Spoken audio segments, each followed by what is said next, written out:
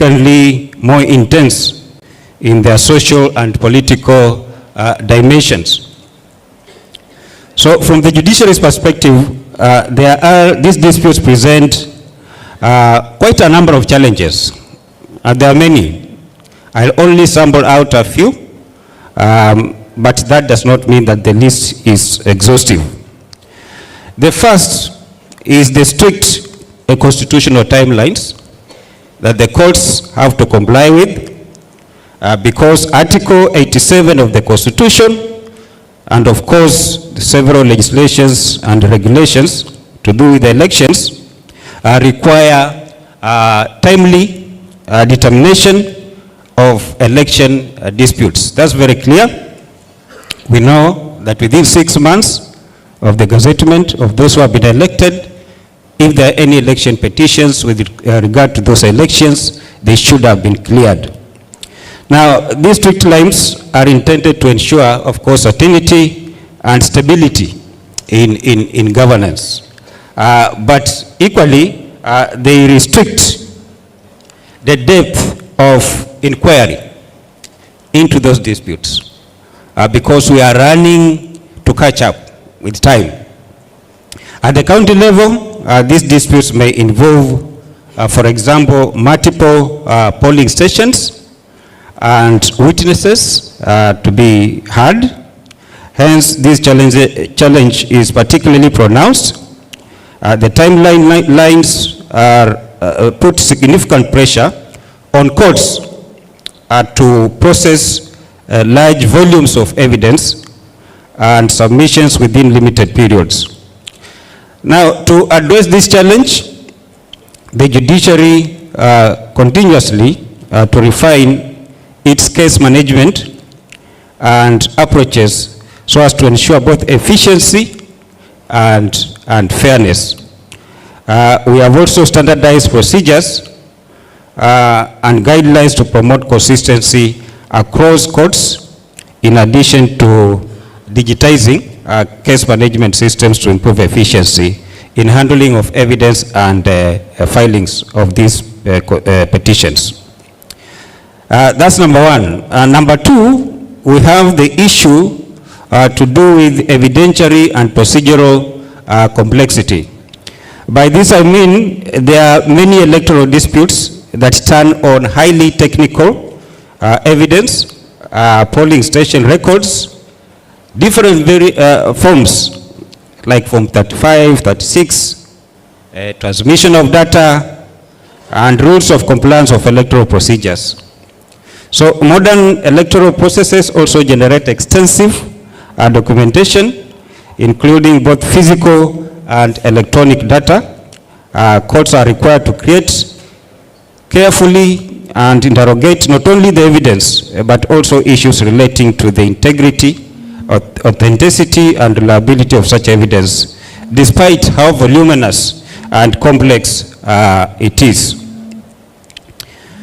At the county level, the challenge is often compounded by inconsistent record keeping or logistical constraints.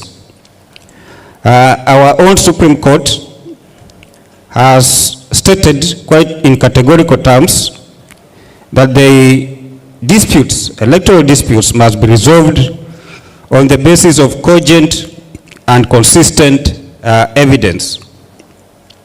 Therefore, the courts must carefully interrogate both quantitative and qualitative irregularities to reach a finding whether the irregularities reach the required standard to declare an election null or not.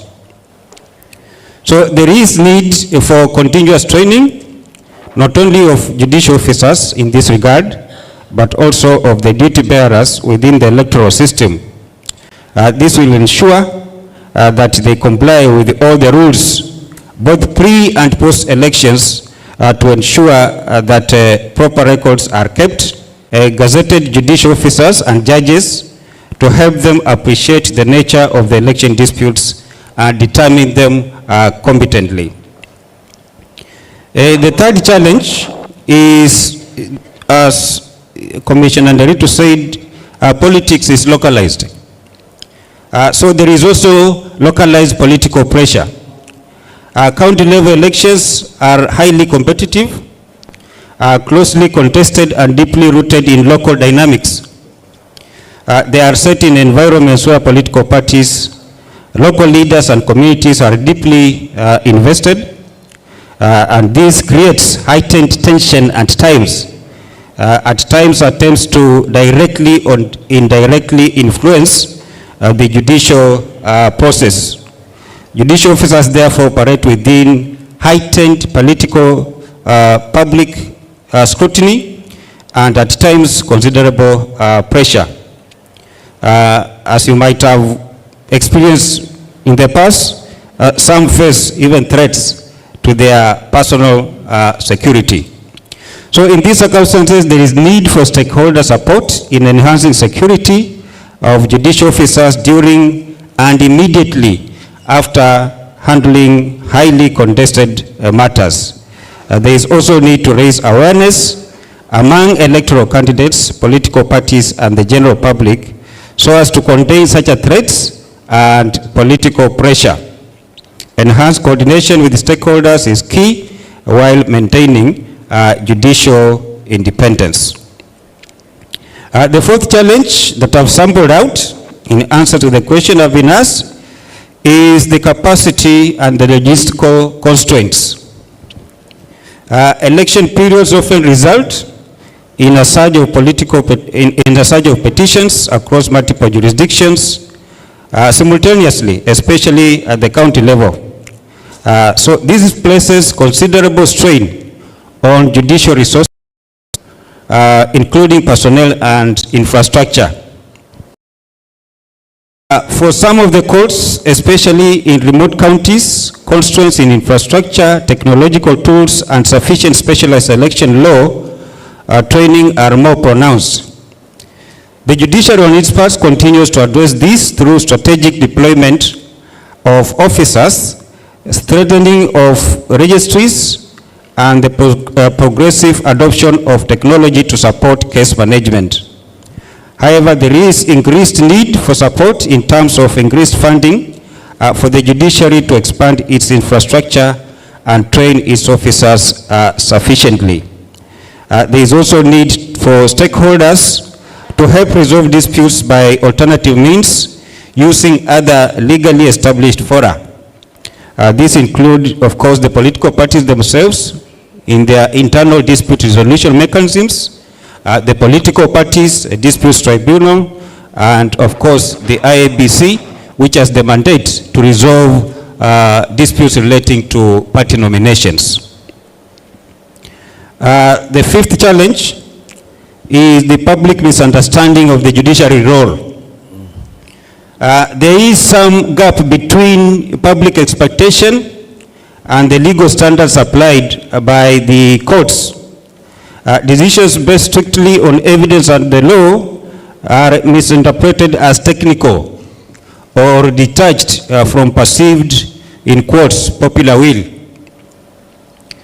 It is worth remembering that electoral justice is and must be anchored in constitutional and legal principles rather than political considerations. The judiciary is committed to delivering timely decisions that meet the constitutional standards and to continuously raise awareness of its role to the public. So the stakeholders in this forum can help in educating the public of this role as they do their own. Last but not least is a lack of inclusivity and gender responsiveness in electoral processes. Electoral disputes increasingly raise questions relating to representation, equality, and the participation of marginalized groups. The judiciary remains committed to implementing constitutional standards on the 2/3 gender rule and inclusion of marginalized and vulnerable groups. In doing so, the officers have been trained to be responsive to these considerations. So with that, these are some of the challenges that we face, and I've attempted also to give the resolutions or the solutions that we are giving to these challenges as we face them from time to time during the electioneering period. Thank you very much. Thank you. Thank you very much, Justice Nga. Well, give you a round of applause. A hearty one. Now that you are offering it. Thank you. So let's move to the practitioners before I come to the, lastly, I'll finish with the non-state actors because I wanted to also critique the entire process since they're also sitting on the other side. I'll start with Mheshimiwa Judy Kenga, the member of County Assembly, Kwale County Assembly. From your experience, now mmemsikiza pia the commissioner in terms of some of the issues they were able to raise.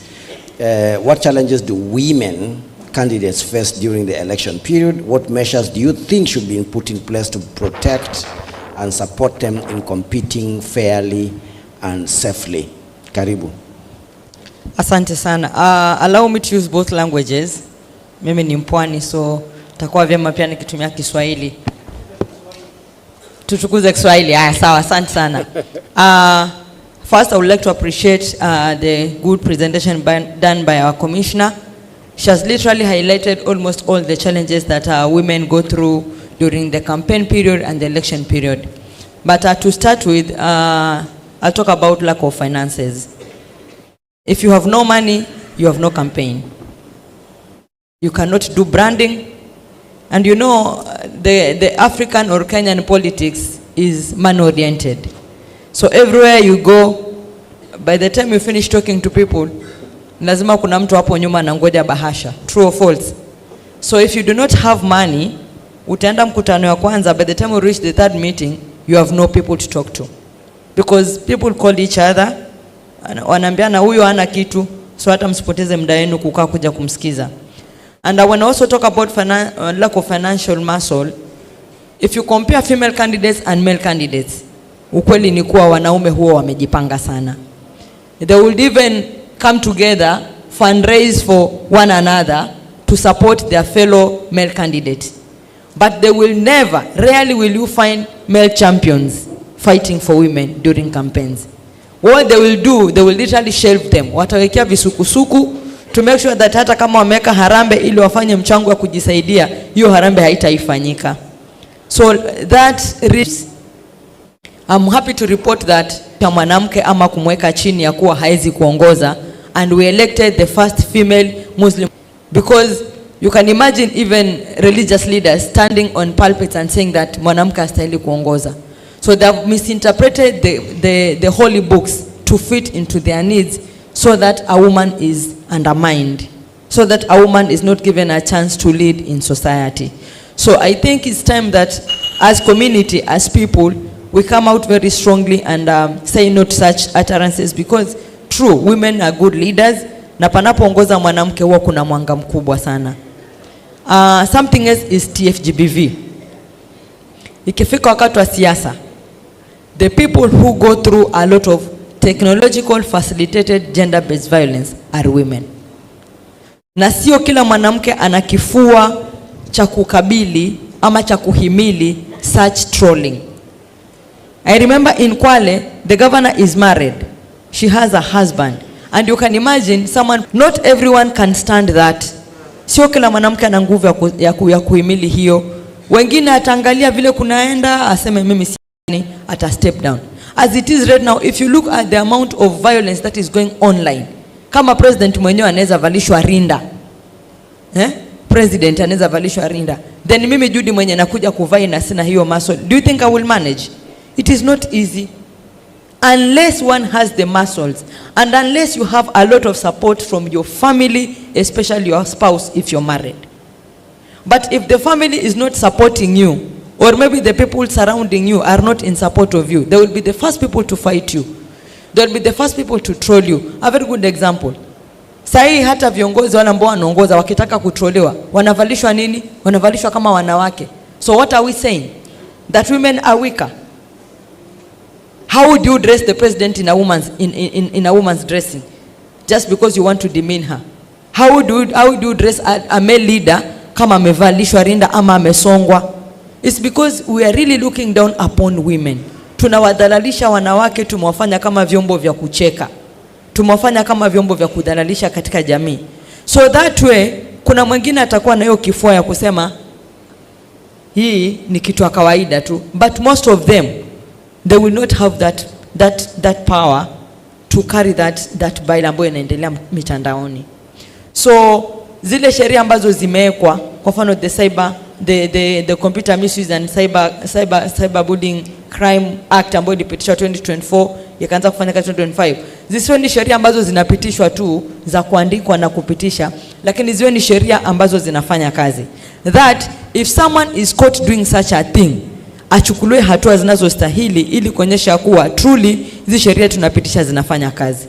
Lakini kama itakuwa ni sheria zinapitishwa lakini kesho yake watu wako mitandaoni kudhalalisha wanawake ama kudhalalisha viongozi, then itakuwa haina maana yote kupitisha hizi sheria.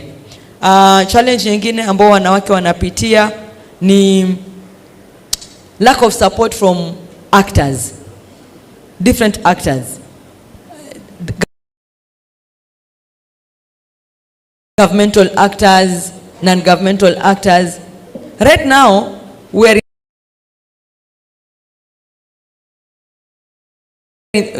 funny enough, Kenya is in campaign mode. Tukimaliza kupiga kura tukiapisha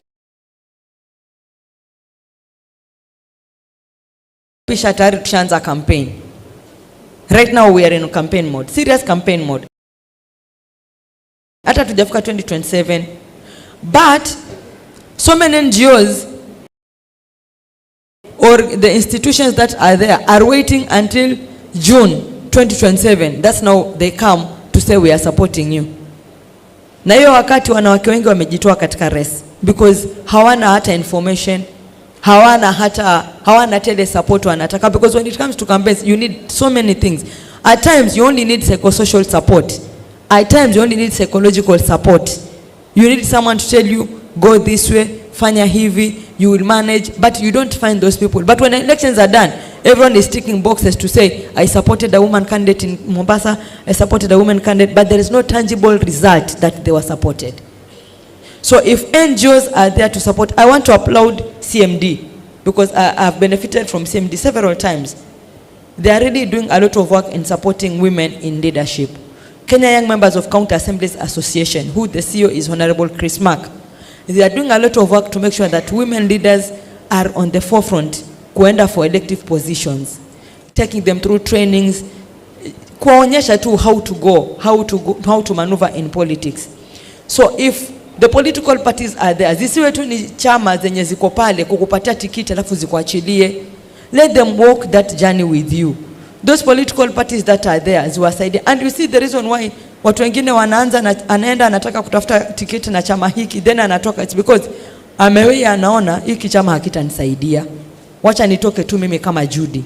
So I think if there are political parties that are there to support these candidates, let the political parties work with these candidates from the beginning of the journey to the end of the journey, and even after the journey. After elections, tukipiga kura, tukiapisha tumemaliza. Of the women you supported, how many have succeeded? So those are basically the major things that affect women. And lack of information. As Commissioner said it, at times people get wrong information.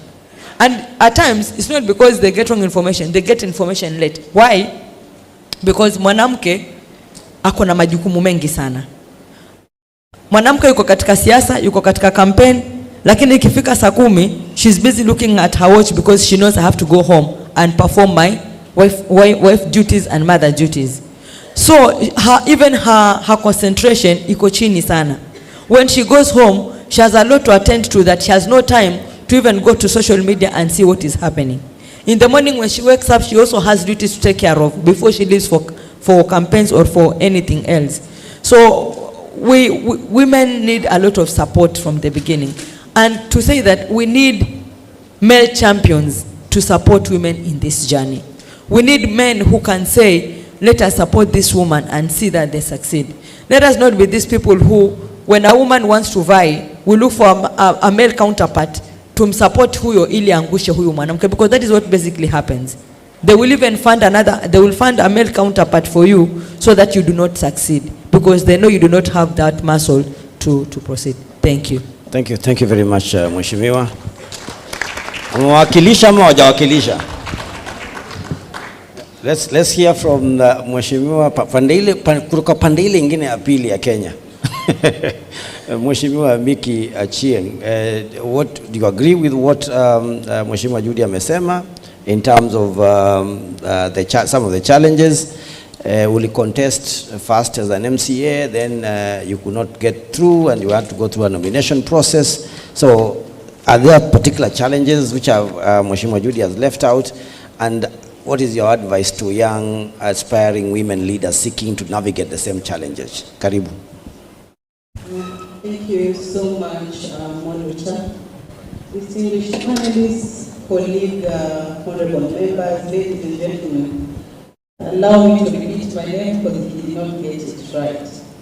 My name is Miki Ochieng. Not Achieng. Ochieng is my father's name. My maiden name is Awu. I'm nominated by the County Assembly of Kisumu, representing women. And I'm so glad to be able to get this chance to share my experience today. To go to your question, I believe the challenges have already been answered cross-board from the time the Commissioner was presenting his statement and my colleague member. Like you said, I went through a campaign process, just like most of the members who are in here. And I got flowered at the nomination. So then it meant that I had to think about the next step of my life, of my journey in politics. So when I was coming into politics, I had 3 goals. I will get elected, I may get nominated. If I don't, using my papers, I may get maybe an appointment, or I'll get enough network for my business. I'm a businesswoman. So having that in mind, it made it easy for me when I lost. Because going in, I knew I can either win or lose. So it was a bit easier, I think, to my heart, to my ego, which was fractured, a big one at that particular moment. Because whenever you go for an election, you are imagining you will emerge the winner. And I can tell you, all the members who are seated here today, there is no one who has a big ego or confidence like a politician. Everyone believes they are going to win. Even when whatever they are going for is not realistic, they believe they are going to win. So I went for that. There's a saying that goes that it's better to have tried and failed than to not have tried at all. I cannot press upon what's already been said by the Commissioner, by the Registrar, and even the guy from that the only way you get elected as a female is if umetoka nje, lazima ujitokeze. There is no one who's going to look for you from your household to give you a nomination or to elect you. So lazima utoke. And numbers don't lie. She's already also intimated that the more numbers of women who go for or go through an election period, the likelihood of more women getting elected into these positions.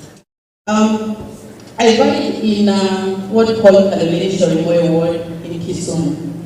It is funny because we were about 4 women who vied, and 3 of us got into the assembly. 1 was elected, and 2 of us got nominated.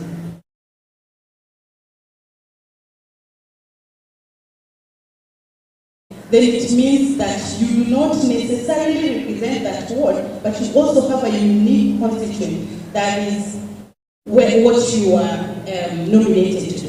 The people who are elected on the strength of the youth, women, disability, the other one is religion.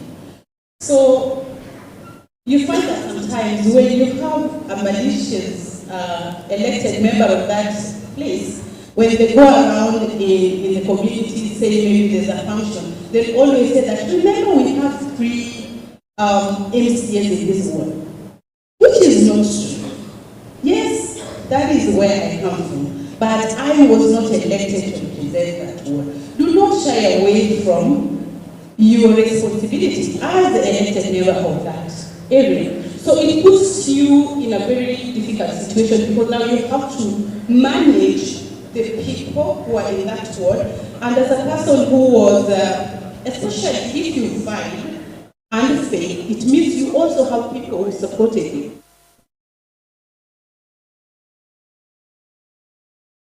Responsibility to them. So how you treat these people is really different and is difficult. I wish our members would understand that and they don't go slandering. That is a challenge that is really, really hard for nominated members. I also want to say that as a person who failed and went through nomination, the assumption usually is that you're just picked from a pool of members of the party. That is not the case. It could be the case for some, that was not the case for me. And nomination is a very crucial and very rigorous process. You have to demonstrate value. Yes, you are a strong member of the party, but what are you bringing to the table? It's like an application. You have to also articulate other things that you're bringing, or the things that you've done for the party towards or culminating to this process that you want to be elected or nominated for. So if you've supported the party, maybe say in mobilization during events, have you bought or have you developed some area of the party which needed office? You can demonstrate that I helped in developing this office of the ward. You can demonstrate how you've done 1, 2, 3, 4 for the party. That way, it's so clear-cut that they find it hard for them to ignore your nomination application. So what I would like to lessons that I've learned that I'd like to share with other members or other women who would like to join politics or youths who would like to join politics. The age or gender is not a pre-qualification for leadership. Just because you're a female or because you're young does not automatically mean that you are supposed to be elected for a position. Demonstrate value, and I be realistic about the things that you want issue in politics. You want to vie for a county-wide issues. Are you able to move from one sub-county to the next? Forget about the money for, say, Bahasha after mobilization and meeting the people. Be realistic about the things that you want. If you're young and you do not have money, start small. It does not beat your issue to start small. You are able to move the ranks as you go along, even as you acquire more money through your networks and maybe your position. Ensure that all party requirements, as a female, all party requirements are in place. You want to vie. Do you have money for registration to be a member of that particular party? Are you a life member? Those are small things that look minute but can really hinder your processes when you get closer to nomination or elections. Ensure that your payments are in place. Ensure that you're a standing member of that party and you're actively involved and visible within your area of jurisdiction. And lastly, if you can just summarize that, because we're going to come back to you. We need to finish with this side, then we go to the other, to the plenary, and then we come back. So just give the final point, and then we'll come back to you. I think I ran through my points really. If there's anything that I'll need to, then maybe I'll answer when that time comes. Thank you very much. I'm beginning a coffee, Mheshimiwa Miki Ochieng, and my apologies for that. Let me come to the non-state actors to quickly just react to this. I'll start with Felix, because Felix has been working very closely with the management bodies, the IEBC, the judiciary on the far end. From your end, your first of course reactions to what the commissioner and some of the issues which have been also raised, but also to answer the question on the gaps which exist in terms of electoral preparedness that affect equitable access and participation. Okay. Thank you, Mule. Let me, and my fellow distinguished panelists, let me first of all begin by extending my appreciation for the invitation by the leadership of the County Assembly Forum, the honorable members of the assemblies who are here. Ladies and gentlemen, good afternoon. Is it good morning or good afternoon? Good morning. I work for the Electoral Law and Governance Institute for Africa, and my name is Felix Odhiambo.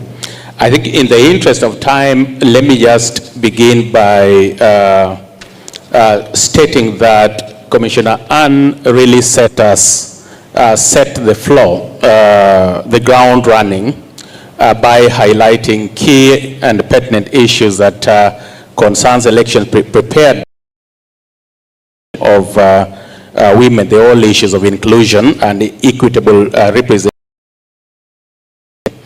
And I would go straight to the question that has been posed by Mule.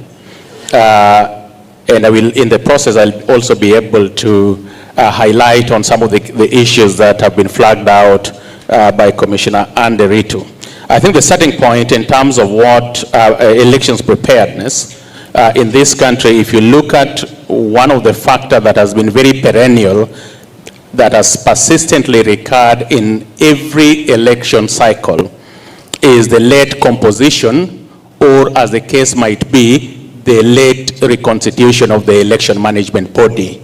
The Electoral Commission of Kenya in pre-2010 dispensation, and subsequent to that, the Independent Electoral and Boundaries Commission, or IEBC. Ladies and gentlemen, if you look at one of the problems that has persisted since '92, is the fact that increasingly and repeatedly, we have been very late in reconstituting election management body.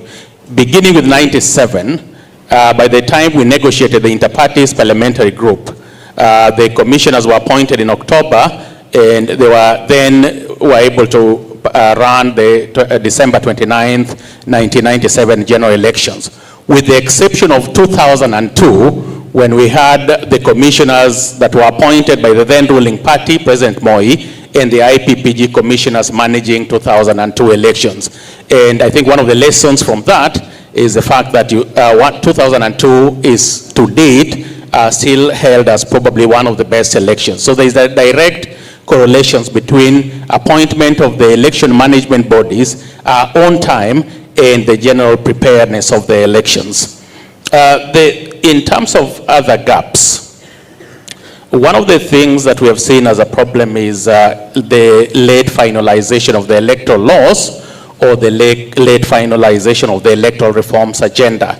And some of the reforms agenda impact directly on issues of inclusion, and especially the participation of women and the special interest groups. In this regard, I think it is important or imperative to appreciate two things basically. Number one is that when we passed the 2010 Constitution, the expectation that all the legislations with respect to elections, or what is called the representation of the people's chapter 7 of the Constitution were to be enacted 1 year after the promulgation. It was on that spirit that we enacted all the major election laws in 2011. The Elections Act of 2011, the Political Parties Act, the IEBC Act all in 2011. But the problem that we did in by that time is that we have not fully operationalized all the laws that were expected to be enacted in 1 year after the promulgation of the new constitution. And that is why, ladies and gentlemen, we still don't have, or we have not actualized the two-third gender rule. We haven't operationalized the election campaign financing law, and we also don't have a referendum law. So there's a gap. There's a gap that exists in terms of finalization of this agenda. Now, if you look at inclusion, and as has been highlighted by my sister Anne, 3 of these laws impact directly on women participation, and that is the two-third gender rule and the election campaign financing law, for the reason that Commissioner Derito mentioned, that if you look at funding of elections, because of the patriarchal society that we have had, men have access to funding or finances more than women. And the fact that we don't have election campaign financing law to levelize this playing field is an issue. The second issue is with that we still have gaps, is with respect to the results management system in Kenya. Now, results management, ladies and gentlemen, deals with everything from counting, tabulation, collation, and declaration of results.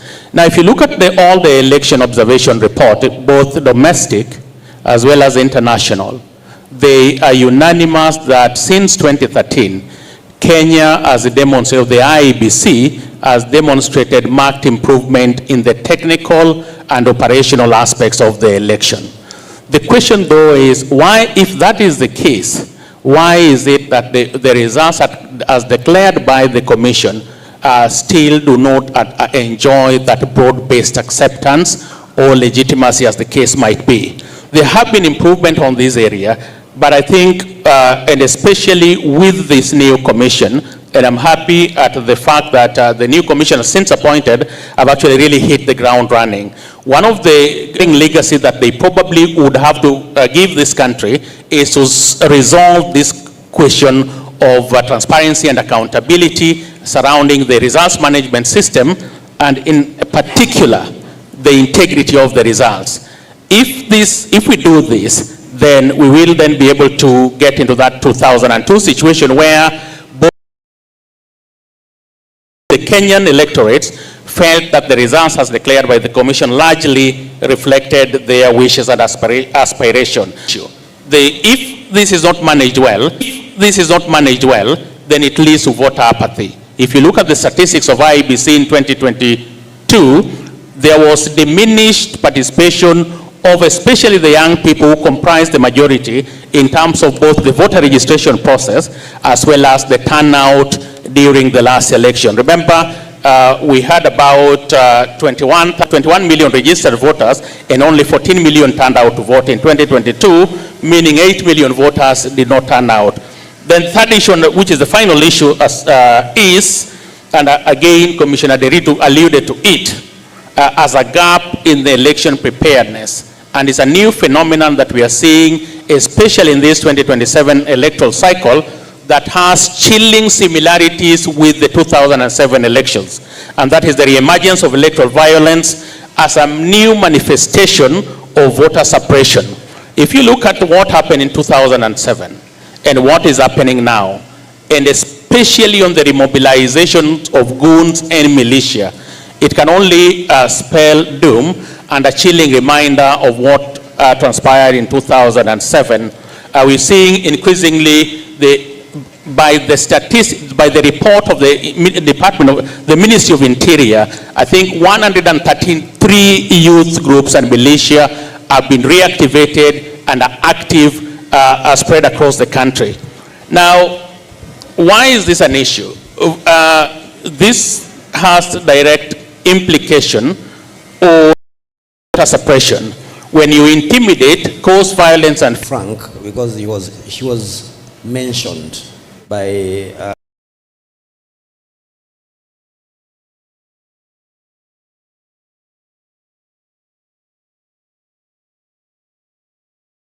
So I also want to take you on that particular question in terms of what can civil society be able to do to support MCAs and women especially more in the coming elections, but also to address the question of what the lessons that from previous elections that can be able to inform better preparedness and management of inclusive participation in political party primaries. We know, I think one of the biggest problems that we have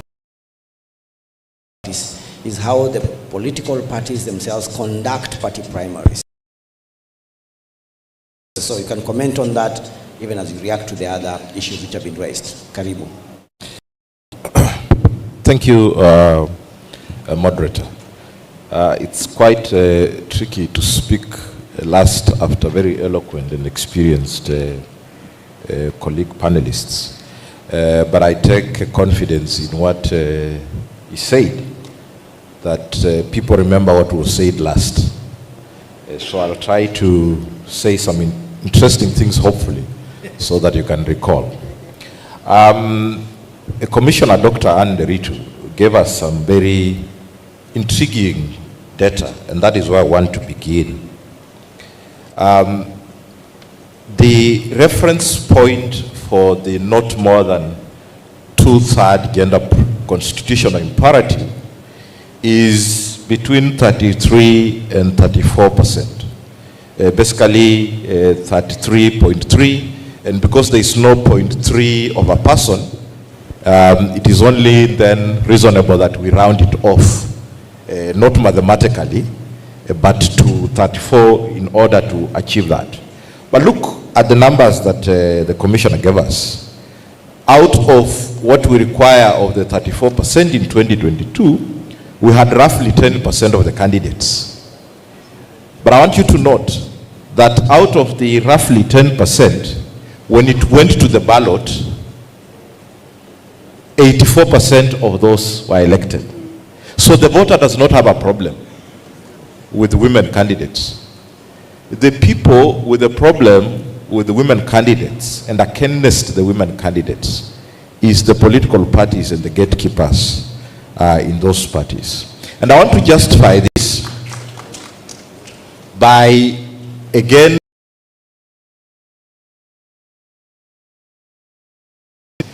to begin giving us the numbers on the number of women aspirants, because the IEBC is dealing with women candidates, those that have gone through the party primaries and now are candidates. If you look at the numbers of the women that show up, and Senator, the SG of Wiper is here, will tell you they're quite impressive. That many women are actually showing up, but the gatekeeping in the political parties is what is actually failing, and I will address that in a short while. So the voter does not have a problem. The problem with inclusivity is a political elite, and then I can go to the solution around this. And this is the concept of politics and the political. Politics is generally about the institutional apparatus. We have the judiciary here, we have the register of political parties, we have IEBC here, we have civic actors here, we have yourself as the county assembly and others. And I think the political elite in this country have become very clever, that they have preoccupied us with the concept of politics to avoid the concept of the political, which is about the dynamics of contestation of power, status, and resources. The political elites will be going for each other. And then brother, ndugu yangu. And with very interesting names of, broad-based, handshake, and all those things. All right? So, this is what disturbs me as a democratic development practitioner. That why then are we all seated pretty, allowing a minority political elite class to vilify other democratic institutions other than themselves? All right? Then should we begin a conversation of why should we fast track the presidential petition to the Supreme Court if the handshake will happen?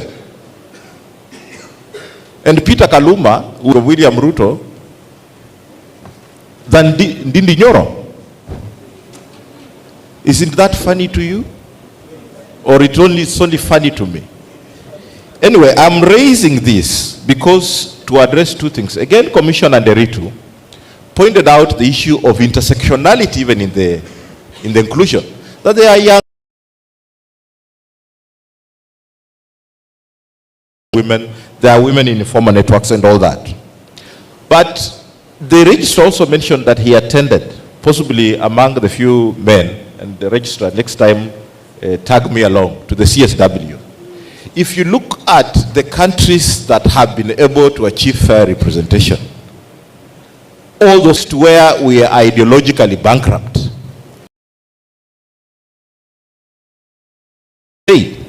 is a great determinant of who gets elected. The dynamics of contestation of resources, power, and status. Then we are fooling ourselves that these characteristics that are in Kenya, coupled with the first past the post as the electoral system design, will arrive as at a fair representation and inclusive outcome. Then we are doing the same thing, expecting different results, and those people are described as who? As fools. I do not buy it that we will actually realize these things we have given ourselves in the Constitution while we have forced ourselves to, and this conversation, we had it with the BBI, we have had it with the others, the other national dialogue processes. I contend in this forum that until and after Kenya sits down to another Bomas and question the electoral system design, all these things are only but flowery. Having laid that background, allow me then to go to my questions, including what my sister mentioned. But let me deal with the issue of the primaries first, and then I will quickly address not the general election. You know very well that if you come from Nyanza in 2022, which ticket did you need? And Senator, when you came from Mount Kenya, which ticket do you need? I am asking you because you are an outlier. But you still found ways and tiptoed to the actual center of gravity. And therefore, you stand a better chance to get elected when you capture the right ticket, depending on the region you come from. And therefore, in our context, party primaries is where legitimacy is built or broken. That is the first thing. But let me make 3 quick points then. First is that to achieve democratic party primaries, we must strengthen internal party democracy. And this should be done not just as a matter of law, but also as practice. Because the registrar, emeritus, and the current commissioner of IBC, and my brother, the current registrar, will tell you that the party constitutions and the party codes of conduct are some of the very academic documents that we have. They look so good from far. But when you get closer in terms of practice... Nikalatas. Sorry? Nikalatas too. Yes. So we need to breathe the spirit in those things. Political parties are funded. But in my view, they still want to run as private clubs. They are funded and central to governance, but they do not want to be democratic registrar. He said it. But they expect IEBC to perform much better in the general election when they have already rigged their own primaries.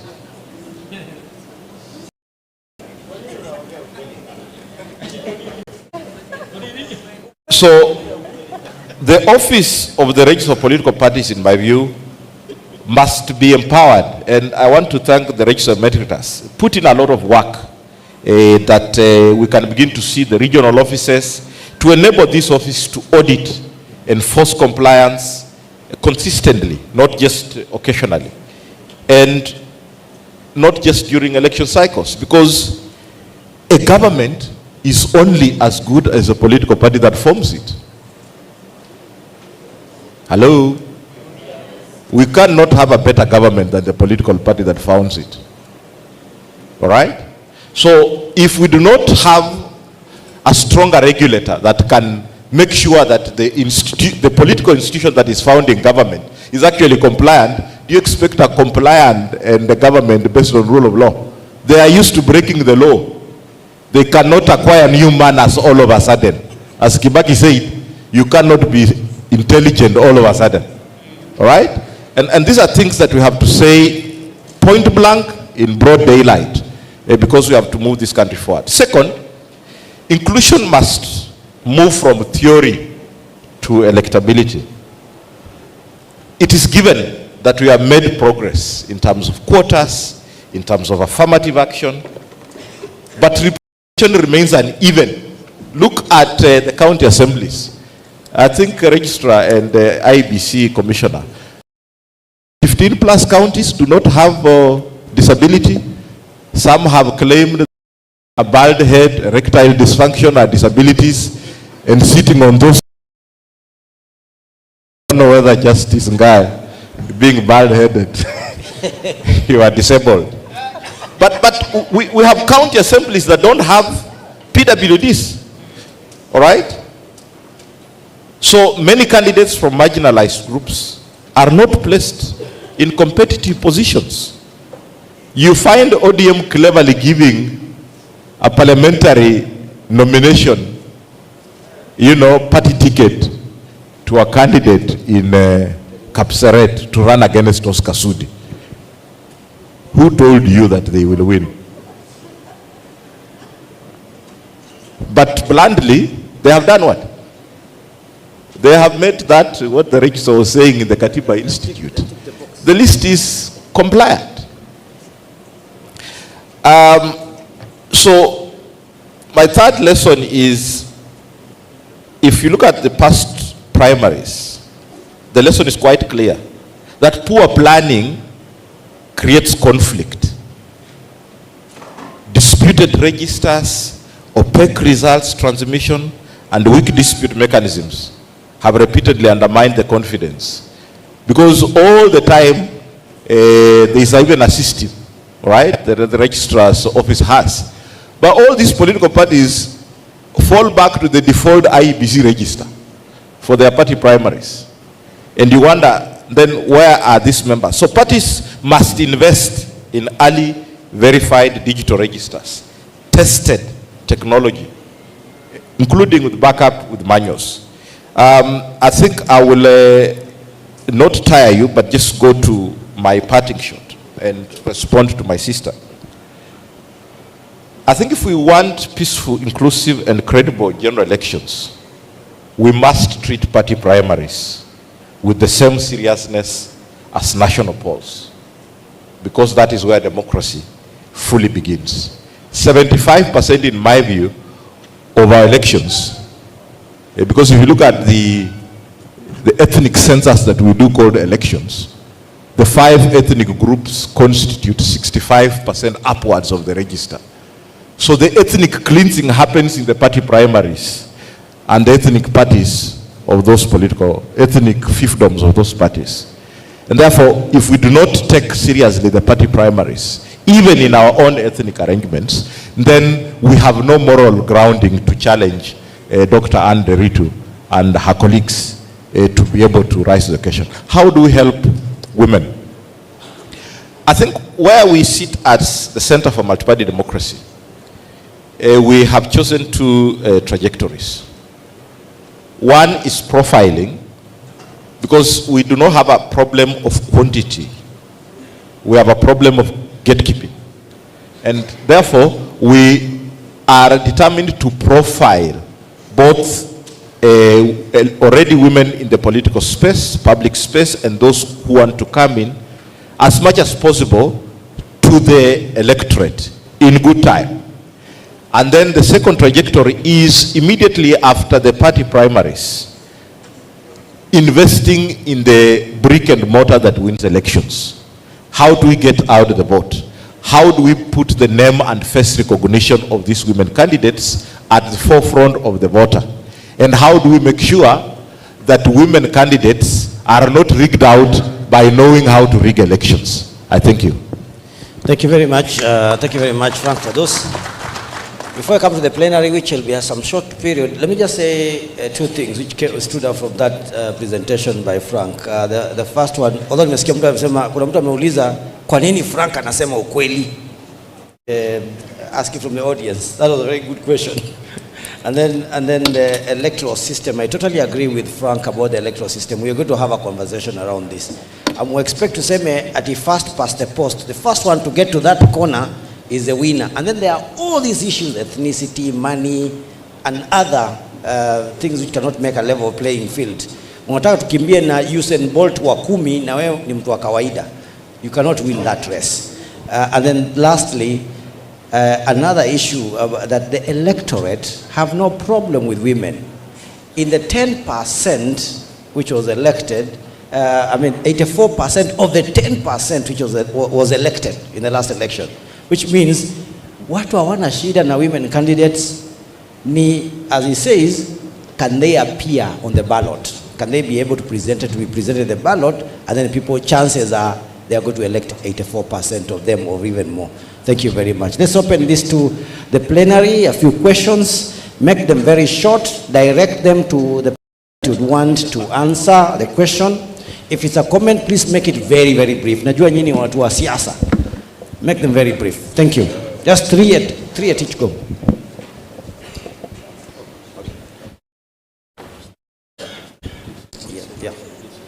Yeah, so let's pick first one. We'll go all the way to the end. Let's have how many? Let me know the number of questions. Yours, and is there anybody in this side? Then the second, is there a lady here? Okay, there's two of you. Then I'll move to this direction. Thank you. Thank you very much. My name is Honorable Brian Osodo from Migori County. I have two concerns with two people. One is with my good friend Judy Siengo, who is a member of KYMCA like me, who I heard saying that because the president was painted with a rinda, and that's a demeanor to women. I just wanted to ask Judy Siengo. Recently, the president was branded El Chapo. He was branded with those clothes of, chefs, putting chapos, cooking chapos and doing all that. Is it a demeanor to the chefs? Recently, the president was branded Arap Mashamba and branded the shirt of somebody selling shambas all across. Is it a demeanor to the shamba sellers? Recently, the president was branded a hustler, walking with the chicken in cages and all that. Is it a demeanor to all those cages? I think what should come out strongly is that you need to be secure. Branding or not branding, you need to be secure with your position as women and be positive about that particular position. Secondly, my concern is with my good friend Felix about the political parties, women not making it to the very last election point. What I know is that most political parties conduct their nominations through universal suffrage, except a few instances where probably they may issue direct nominations. But most of them, like the one that I belong to, the ODM, they do that universal suffrage. And through that universal suffrage, all of us suffer. It is making it through. I'm a culprit here. I went through that universal the certificate, somebody else was given. I went to independent, made it, and now I'm here, though I've gone back to the party now. So all of us suffer. It is never selective. Actually, those universal suffrages sometimes even favor women more than they favor us men. So I think it is also a matter of women presenting themselves and bringing up competition through those processes and making it competitive enough so that they be considered with political parties. Thank you. Just make them very brief. Don't explain. We will understand. Thank you. Thank you. I just want to ask to this.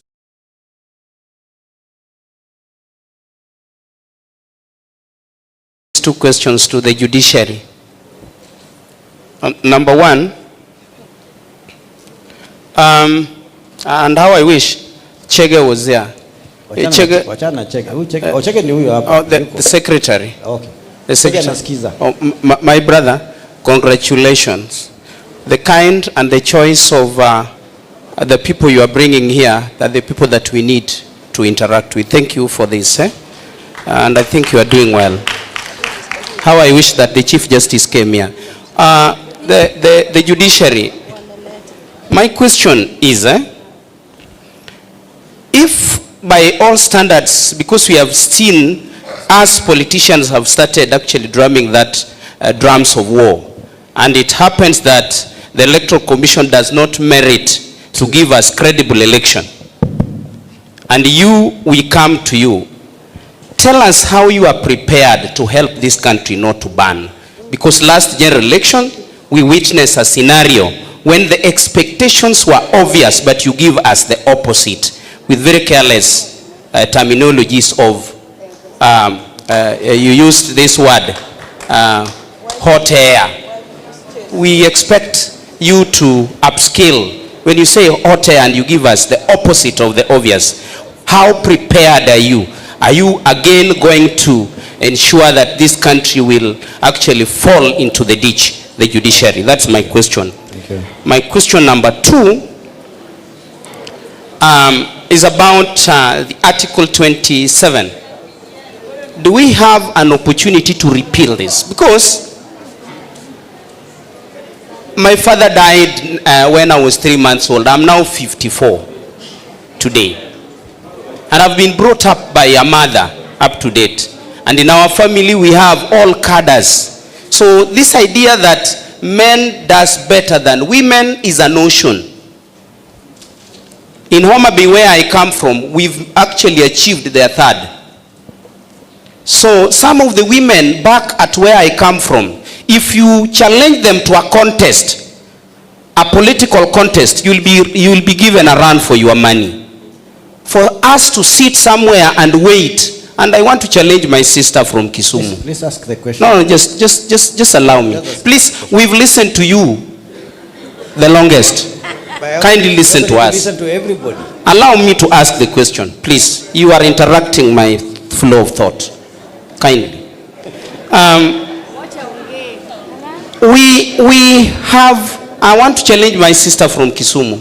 Do we have a special salary for a nominated or elected? The same salary. The same salary. So this notion that you are running away from your responsibility of serving the electorate should not be there. Because we have seen, for your information, moderator, nominated women serving in very superior committees in the assembly and doing very well than even the elected colleagues. What stops you from using that opportunity to become an elected? I want to challenge you that if you are a lazy woman, be there.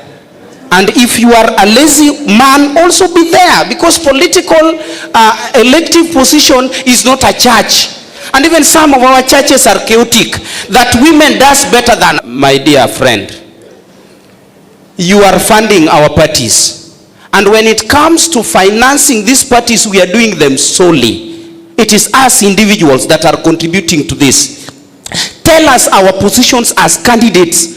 How much do we get from this facilitation that you are giving these parties? Because you give them, they keep them, and we still give money from our pockets to fund these parties. Are we supposed to just be the ones funding them and you give them hefty monies? That is why people are not willing to give, relinquish their position in those parties because of monies that they get there.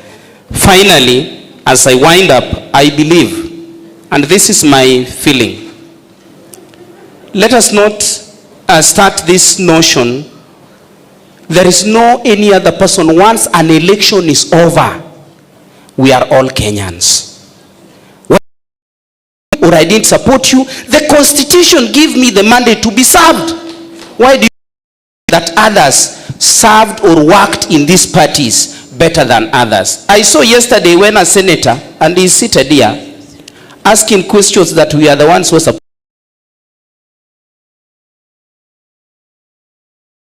And they took our time here, listening to them, expecting that them, they are supposed to be nearer to these people. All these people are in Nairobi. I think, my secretary, next time. This is yours. It is not our forum. It is your forum. And it is good that you ask the question. It is yours. It is not our forum. It is your forum. And it is good that you ask the question. Maybe I just start with a comment first. It is very, takes that seat next time. To my comment, I think I agree a lot with what Mr. Mkwanja said. To my comment, I think I agree a lot with what Mr. Mkwanja said about the voters don't have a problem with us, women. They don't. Our biggest troubles, and I think former registrar even at the current, that's where you need to help us. Because most of these political parties run like private entities, actually private profit-making entities, and you expect them to support governance. You see where the dispatch is, because when you go to a political party and you're denied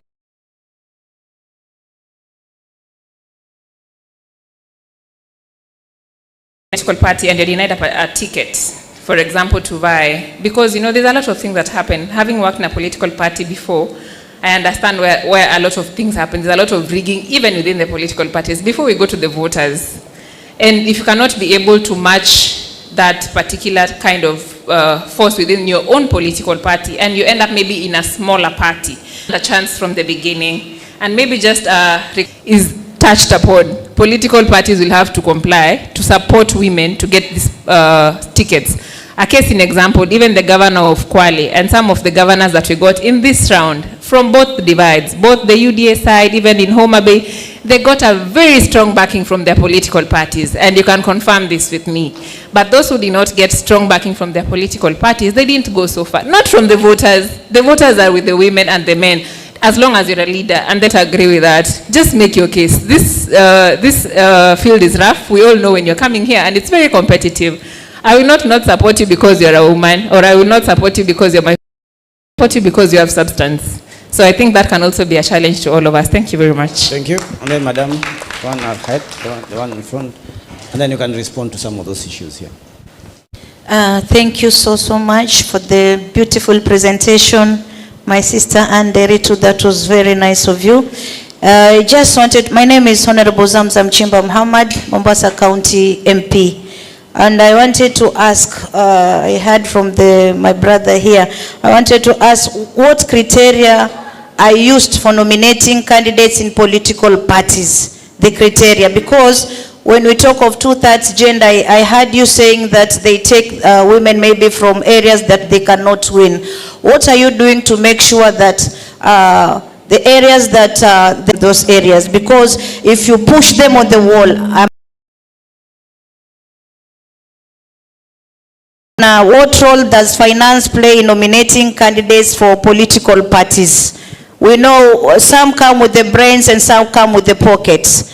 So we want to know, what are you doing to make sure that the finance does not play the big role in nominating candidates? And another one is that, what role does popularity play in nominating candidates for political parties again? And the last one, what role does nepotism play in nominating candidates for political parties? We've had politicians who have passed away, but in their areas, other leaders are not given opportunity to run on the same seat. Someone is chosen, and that is it. We are going with this one, and the rest of the people are left outside. There is no democracy.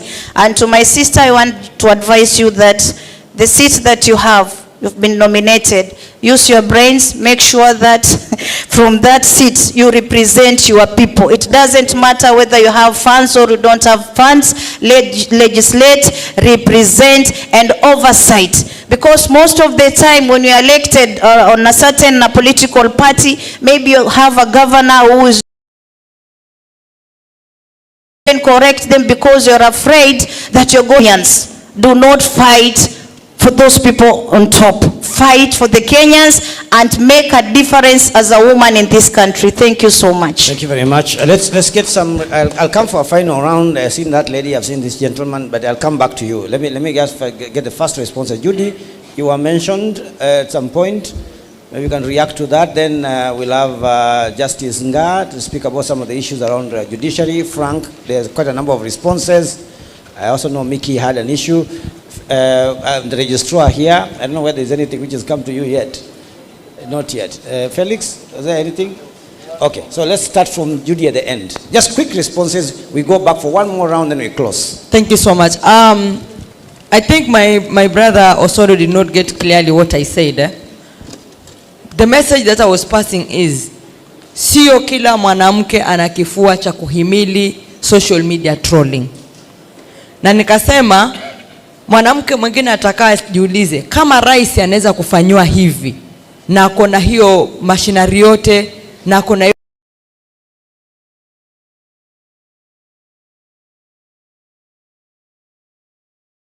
network yote, je mimi Judy itakuwaje? That was my message. I did not say, I said that because when they do that, they're trying to demean chefs, or people will use different ways to bring you down. People use different formulas to bring you down. It's not even social media only. Wengine watatumia hata familia yako kukupiga vita. We've had cases of a woman is vying and the spouse is busy supporting another candidate. No, you wonder surely what is not happening here. So how one is able to take or handle situations that are directly directed nana amemfanyia hivyo malizane na yeye, but a woman will not have that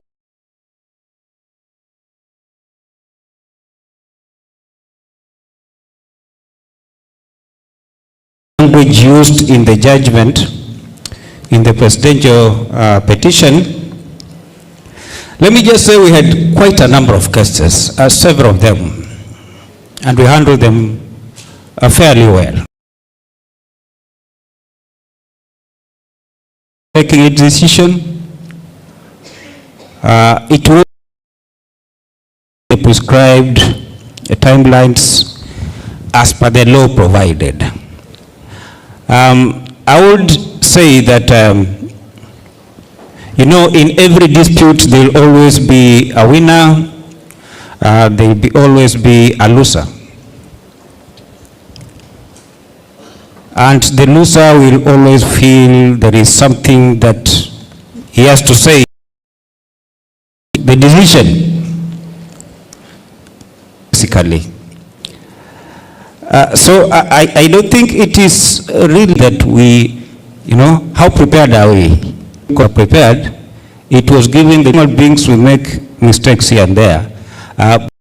To me, that's not a question of whether we are prepared for the petitions or not. That to me is minor. Of course, I would say maybe we could do better in terms of the language that we use in our judgments. But basically, if that was the correct judgment, I think that's what should be the issue, not how or the language that I used to reach that particular judgment. So in that regard, I hold brief of the Supreme. I don't sit in the Supreme Court. I sit in the High Court. It is very far from the Supreme Court. And as I said, the Chief Justice would have been here, but she traveled out of the country. She is out of the country now. She'll be coming back on Saturday. Now, just to add, may I say that, you know, when it comes to the electoral laws, just like any other law in this country, including our constitution, we have some of the best laws in this country. The issue is people want to cut around them, to cut corners. You know, if everybody was to do what the law says, electoral laws, even disputes coming to court, disputes going to the IBC. Thank you. Honorable Samson.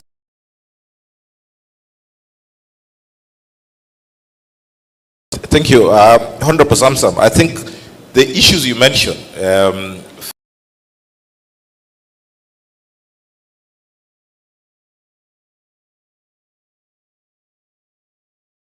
financing, popularity, nepotism. The rule number one of a politician is to survive. So I take all this as electability pathways, including just beautiful. You know, all this politics is very practical. And all these are very return on your investment as their leader.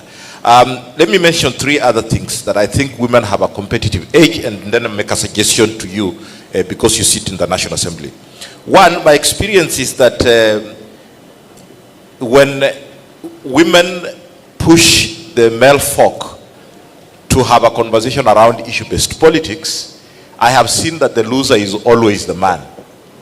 Not that men are shallow, but the believability for women discussing issues is actually higher. All right? And even data available globally is that women-led countries, New Zealand, Finland, and Denmark, were the first ones to be able to deal with the COVID pandemic. All right? And that tells you that there is an attribute about women leadership that connects very well, not just to the logics of politics, but to the empathy of the voters, and less about where men derive a lot, the interests with our big bellies. So let us encourage women to continue pursuing the issue-based politics, and it sets them a little bit far apart from the usual male politics of masculinity and dominance. The second thing is about the need for just not signing the codes of conduct by aspirants, but the need for enforcing this with real consequences for violations. You know, when you have a candidate who is battered to the level that they hand over their everything, and you hear a whole man crying that I have handed over my children and my wife in some by-election because of these things. It's not fair.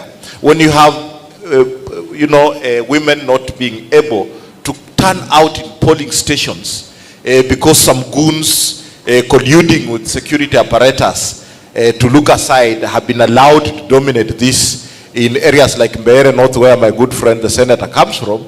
These are practical issues that we have to talk about. My final suggestion is to you. I sat on the committee, the latest task force and the implementation of the two-third gender with Commissioner Andere. And we agreed with the presidential suggestion of the Women Fund. And that bill is lying somewhere. But even as we engage stakeholders, the need for equitable access to public funding tied to inclusion benchmarks is very critical.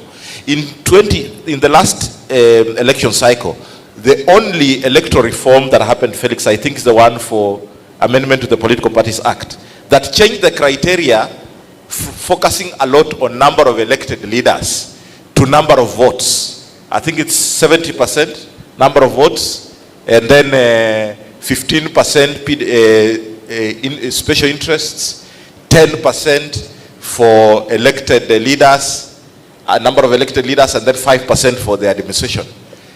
I would want to see Honorable Zamzam that we work together to actually further interrogate this criteria. Why can't we ring fence a lot of this money? Instead of 15%, say 40% of the PPF will be ring fenced for special interest groups, so that it incentivizes political parties, including your own, to allow more women to run, and in winnable areas, to allow more BWDs to run, to allow more young people to run, so that they can, the motivation is to tap into the 40%. And the registrar can tell you that the party leaders love that political parties funding a lot. And they will do anything and everything to make sure that they tap, because the opposite of it is that if you do not have the requisite numbers, then you lose 40% of the funding. All right? So we need to push more money from the state funding. Yeah, and then that lady there who wanted to speak, those are 4 people by the door. So let those 5 speak, and then we can come to closing remarks, and we can answer. Just so hold your questions, your answers. You can respond at the same time as we close. Thank you. Thank you so much. My name is Senator Shakila. My question is to ORPP. We are in the world of digital, and life is supposed to be easy and faster. My question is on the political parties registration. The registration of political parties, to register as a member of political parties is a nightmare from the party's point of view. The +509 hash you have to go through hell, and most of the time you have to give up in the middle of the process. What are you going to do? And we have reported this issue time and again to ORPP, but no action has been taken. What are you going to do to make life easier for members to register as party members as easy as possible and faster? Because it has been really very difficult for members to register, and most of the time they give up in the middle of it. Thank you. And my second question is about the madam who said about the women. I want to tell women, you have to be tough. In this field, when you go into politics, it's like eating a dead meat. You expect stomach upset, or you expect to die, food poisoning, or to survive. So you really have to be very tough. And when you go into a political party, be an asset, not a liability. When you become a liability is when you become somebody who would not go far. But if you're an asset, you're there, you're independent, you follow the party, you support yourself, you do your own things, you support the party, then you will be recognized as this person is an asset, not a liability. In the end of it, Madam Zamzam, you said we need two things, brain and money. Use your brain to write your name in the people's heart, not on the marble stone. Yeah? So when you write your name in the people's heart, you will stay there forever. But if you write your name in the marble stone, with time it will disappear. Thank you very much. Thank you very much. Asante. Mimi naitwa Senator Modigi, Senator for Embu County. Yangu ni kwa Madam Njundi. Wale wenye voters hawana shinda either ni mwanaume ama ni mwanamke. Shinda iliyoko ni mambo ya parties. Imekuwa ni business kutoka zamani na mpaka sasa kuendelea mbele. Yangu ni kuadvise MCS na sisi. Parties zile ziko Kenya ni nyingi. Kama unaweza kusimama na any party, ingia pale na utaweza kuwa mshindi. Uwe na pesa, uongee na Mungu na mambo yote itakuwa sawa.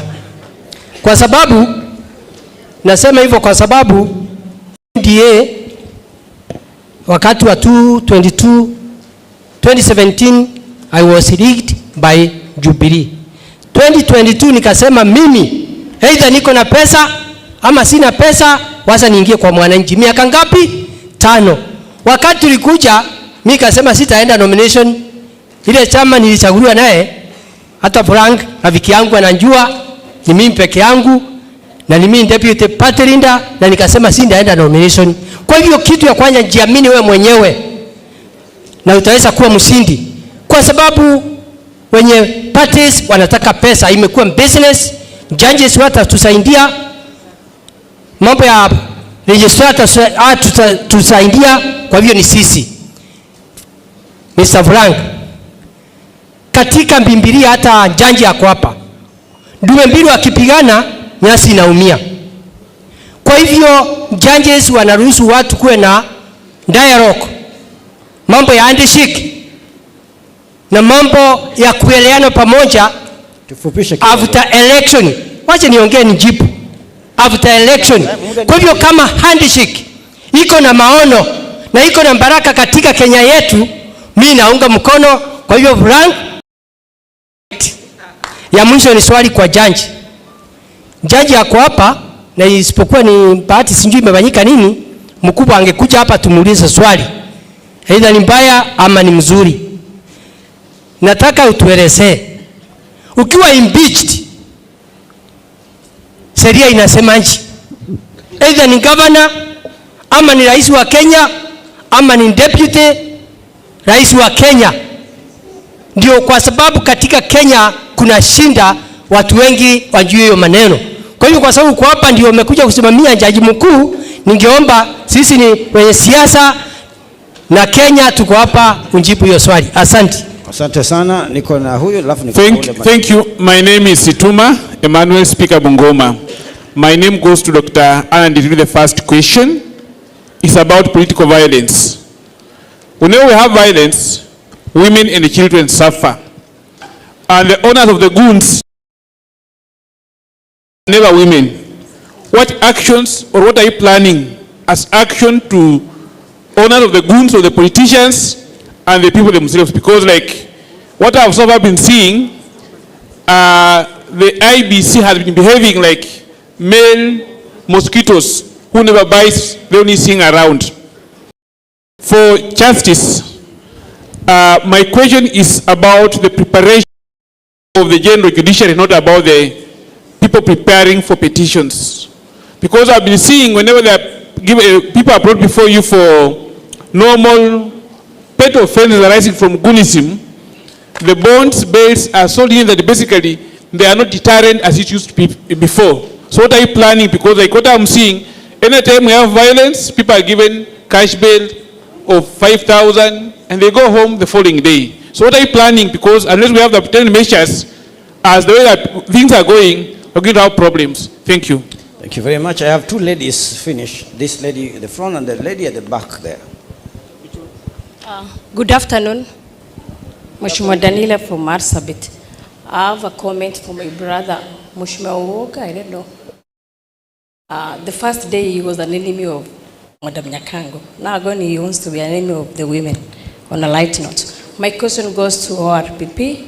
I just want to know the definition of minority, marginalized minority communities within a country or a county. This because the minority communities are used. Our slots are given to people that they don't deserve it. They don't deserve the nomination. You can get, I'm very sorry to use your community. Let me just use Kikuyu community. You can get a Kikuyu, is an example, having a slot or any other tribe having a slot for minority. Why? You just know they're the leading with the votes, everything, with good roads, good info, everything they're leading. Who is a minority? Thank you. Thank you very much. Quickly, the last question, the last one there at the back, there at the door, at the door. Thank you very much. My name is Dorcas Mlugu, my fellow women. It will never be an easy task. As long as you are a woman, it can never be given to you in a silver plate. I am an elected member with a UDA party in Taita Taveta, where it is perceived to be an ODM zone. Please note, I was fighting somebody who served for 3 terms and he was a majority leader then. What am I saying? I don't believe that you need money to campaign. Just as what Senator Shakila has said, you only need to have your name written to the people in their hearts. I campaigned, I was walking, I used a boda, I talked to everybody and anybody and anything, including the birds. So guys, women, don't use this, the gender card will not work for you now. What you need to do is to have a well-packaged information to present to your people, whether you're in a good party or not, are being insulted. During elections is when women are known to have, I don't know how many boyfriends. It should not pull you down. Even men have women all over. Why would you get distracted because someone is talking about your boyfriends? I mean, at that time I was told that I don't have babies, I don't even know the price of a pencil. But I kept on asking those men, now you're calling me barren. Have you tried me to know that I'm barren?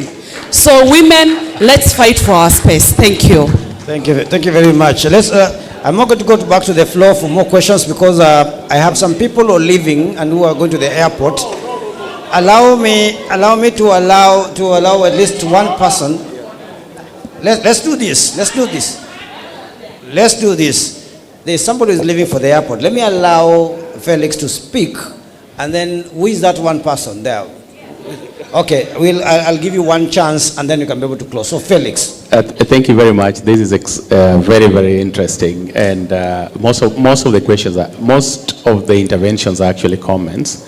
But allow me just to respond to the question that was raised by the honorable member from Migori about the fact that every candidate, whether men or women, or whether man or a woman, are usually affected by violence or electoral malpractice. I think my sister who has spoken last summed it up. Whereas it is true that malpractices or violence affect all candidates, every research that has been conducted, including by Kriegler and by Waki, demonstrated without any shadow of a doubt that it affects women as, more disproportionately than men, and more so in an election period or in an electioneering period. And I think I agree fully with the specific examples that she has given, and indeed other examples that were given by those who spoke before her. Thank you. Thank you very much. Okay, now that lady, Madam, mwisho tu kumzungumza alafu tutakuja hapa kumalizia. So thank you. My name is Sarah Malel. I am the Deputy Speaker was Wazingishu County Assembly and the MCA representing Kimumu Ward. I would like to pose a question to the political parties. The level of preparedness, at what point in time, who audits the political parties' expenditures? Because as women, we should not even be complaining here today, or for how long is Kenya waiting to achieve the 2/3 gender rule if the political parties are not being forced to implement what the monies that they are being given from the exchequer that are used for what purposes? Or at what point in time? We are only 8 months to the party primaries, maybe early next year. And you don't see any political party that is earning money from the exchequer going to the ground, sensitizing the youth, sensitizing people with disability, sensitizing women, and preparing those electorate for women, for us to get more women in the near future. So I would like the political parties to tell us how many times do they audit political parties on how they spend the monies you are giving them from the exchequer. Secondly, is the Electoral Commission. I would like to know from the Electoral Commission the level of violence preparedness yenye sioni Electoral Commission wakikuwa on the media all the time to make sure that they stand firm as early as this.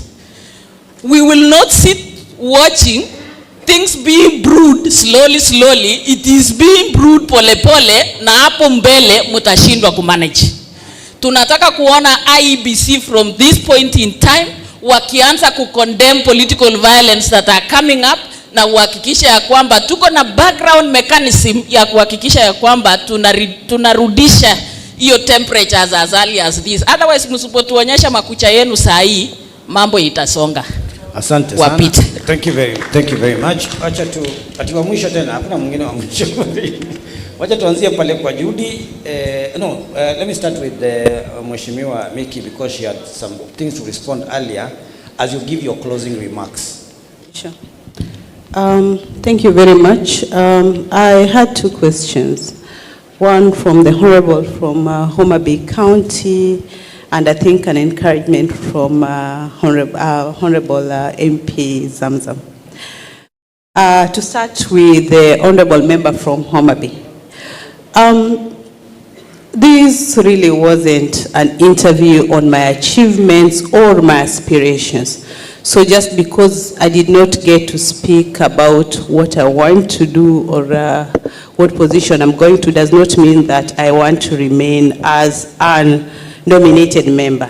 I vied. Just because I failed does not mean that I do not aspire to be greater or to have a better, to be in a better, an elective position.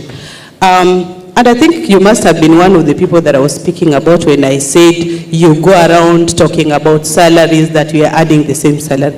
You know, your money is not supposed to be used to take care of the electorate. So at what point does it matter, or do you feel the need to even mention how much we earn? That is not supposed to be used for your campaign issues, right? So you encouraged me, and I thank you.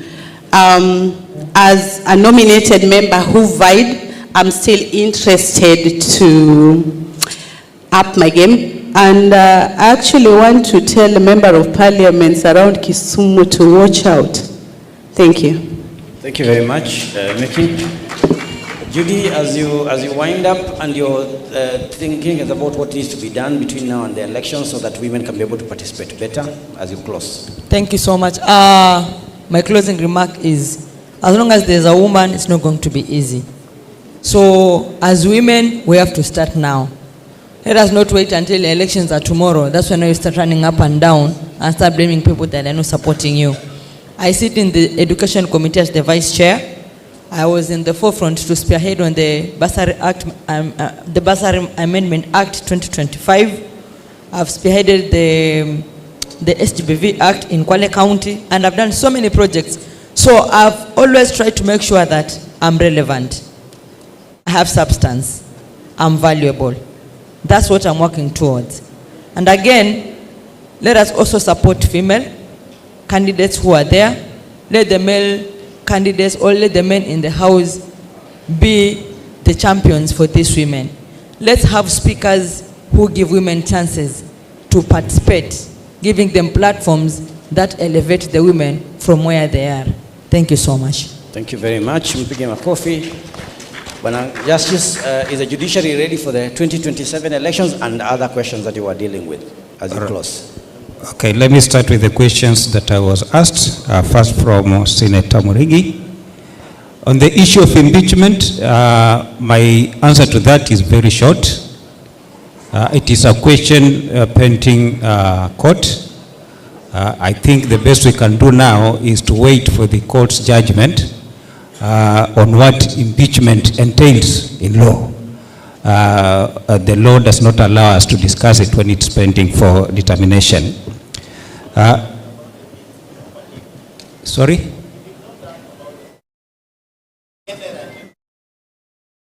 There is no way I will discuss the impact of the issue of impeachment without reference to the issues that are being raised before court. So let's just hold our horses. Our courts are going to give us a judgment on that, and we shall go by what the court says. The speaker from the County Assembly of Bungoma asked about goons and being given cash bail. The Constitution presumes that everybody or anybody who has been accused of any crime is deemed to be innocent until he is proved guilty. The Constitution goes further to say that everyone accused is entitled to bail pending the hearing and determination of his case. That's why they are accused, yes, but they are also entitled to bail because that's what the Constitution says. Our courts, we only apply and interpret and apply what the Constitution says. We cannot deny them bail and proceed as if they are guilty when the Constitution itself says that they are innocent. My closing remarks, as I said, we are all in this together. The institutions concerned, the IBC, the judiciary, state and non-state actors. Let us work together to make sure that we have good and acceptable elections in 2027. As I said, we have some of the best legislation in terms of elections in this country. If we are just to do what the law says, then we shall have less and less of disputes. Thank you very much. Thank you very much, Judge. Frank, as you close, are you okay? I have no more comments. Thank you very much. You had a closing remarks? Yes. Okay. I come from a background of student leadership, and I was lucky to have been mentored along the way. What I would like to encourage other female leaders herein and out there is to ensure that you attach yourself to another female leader, or even if it's a male leader who aligns with your values, so that you can learn a thing or two before you start. There are several things that we already know that you're supposed to prepare yourself with or arm yourself with before you start, but I think it's really important for you to be able to have some mentors and support system before you get into this. As they've already said, it's not a very polite terrain, and you need all the support and all the knowledge that you can get before you start. Thank you. Thank you very much. And now to the registrar. I had spared the registrar for some time because he had quite a number of issues he needed to address. Address them as you make your closing remarks. Thank you, thank you. Thank you very much, honorable members, for the questions. I really want to appreciate the comments from the honorable member from Taveta. I think that's a very good encouragement. Kulikuwa na advertisement ngine kitambo ya Kiwi, ilikuwa inasema hebu jitokeze, simama mbele ya watu. And I think that is our encouragement to our ladies. Jitokeze, simama mbele ya watu, and these things will work. Now, I want to tie a few questions together, the ones that related to funding of political parties and the regulation of the same fund, and probably whether there is any audit that happens to that. First, I want to say that I think my brother Mkwanja did give you a breakdown of how the fund is distributed, and that is based on the votes garnered by a political party after elections. It's based on the number of SIGs that are elected in that election, won by that political party, and is based on the number of members, all the members elected in that election. Now, that distribution formula locks out some parties in terms of funding. So not all the political parties actually qualify for funding. It is only those who qualify on the basis of having elected members at the different levels to the different houses of representation. In terms of how that funds go down to the parties, it is also given a description of what that money can do. And part of that description is the empowerment of the SIGs, which means the men, the women, the youth, and people with PWDs. And of the overall that a party receives, it doesn't matter, because they receive different funding depending on that criteria. But overall, on the funding they receive, 30% of that money, not less than 30%, should be used on empowering youth, women, and PWDs for all those parties that receive funding. That is a requirement that they have to adhere to. So the question is, to what extent then do the parties actually use the 30% of that funding they receive to actually carry out that empowerment of the PWDs and the women and the youth? And I think that is an aspect that we as an office are fast-tracking to get monitoring mechanism, which we do. They provide work plans for what they need to do with that fund for the rest of the time, every financial year. The money is public money. And so all the political parties that receive funding are audited by the Auditor General. The Auditor General audits all the books of political parties that receive funding and give a report to the Office of the Registrar every financial year of the status of those political parties.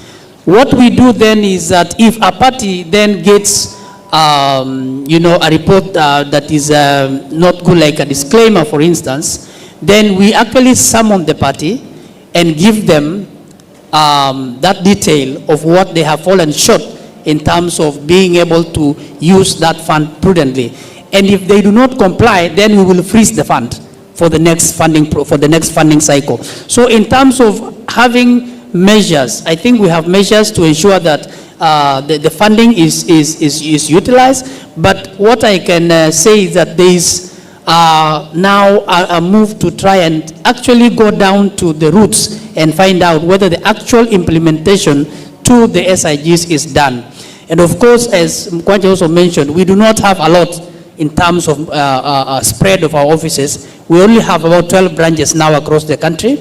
That means we cannot be able to actually monitor the 47 counties, for example. But that is our intention, that we actually devolve so that at least in every county we have a representation for us to be able to closely monitor the activities of these political parties. But in terms of their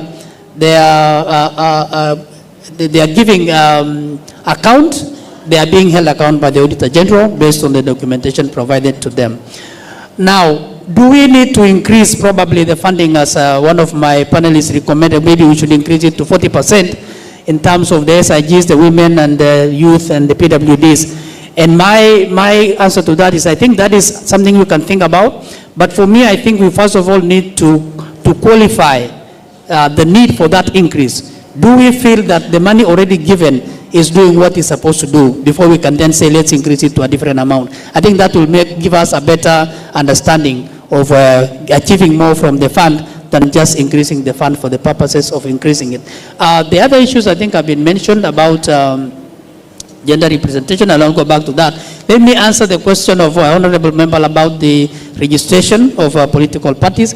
I think we have tried to expand the access to registration of members to political parties, apart from the star 509 hash, which still has a little bit of, steps that could probably discourage somebody from finishing. And we are working on minimizing that so that there are very few steps you go through before you can either resign or join a political party. So that doesn't take, because part of that has also come from the Gen Zs, because they don't have a lot of patience to go through the whole process. So we're trying to work on that. But we have also provided two other avenues. One is you can do that from our website, ORPP, or we also have a e-citizen platform, which the members of the public can use to that. There was a question about minority. I don't know if I'm a specialty in this area, but I want to say that representation in terms of minorities, in my understanding, I think if, for example, an area of a certain dominant group, the minority will be those that are of lesser representation in that area than the major group in that area. Now, that area could be a marginalized area, for example. I think there's a difference between marginalized and a minority. So you can be in a marginalized, but a minority may be a different group because of their representation in that location. And so that then presents a different dynamic in terms of then how do you get the minority, who may not be a minority when you look at Kenya in general, but in terms of that area of representation, that location, they become a minority in issues of representation. I think based in terms of the questions, I don't know if I've skipped any, but I think I've addressed those that came to my desk. Will you allow me to say, I think in closing remarks,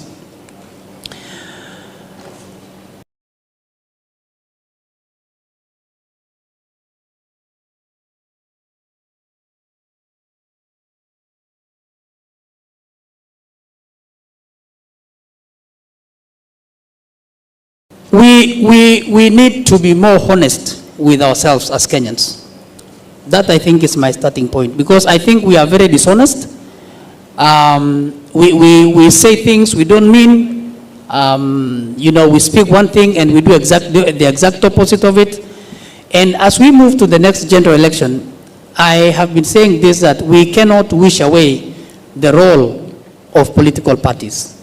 Political parties stand at the center of how 2027 will turn out to be.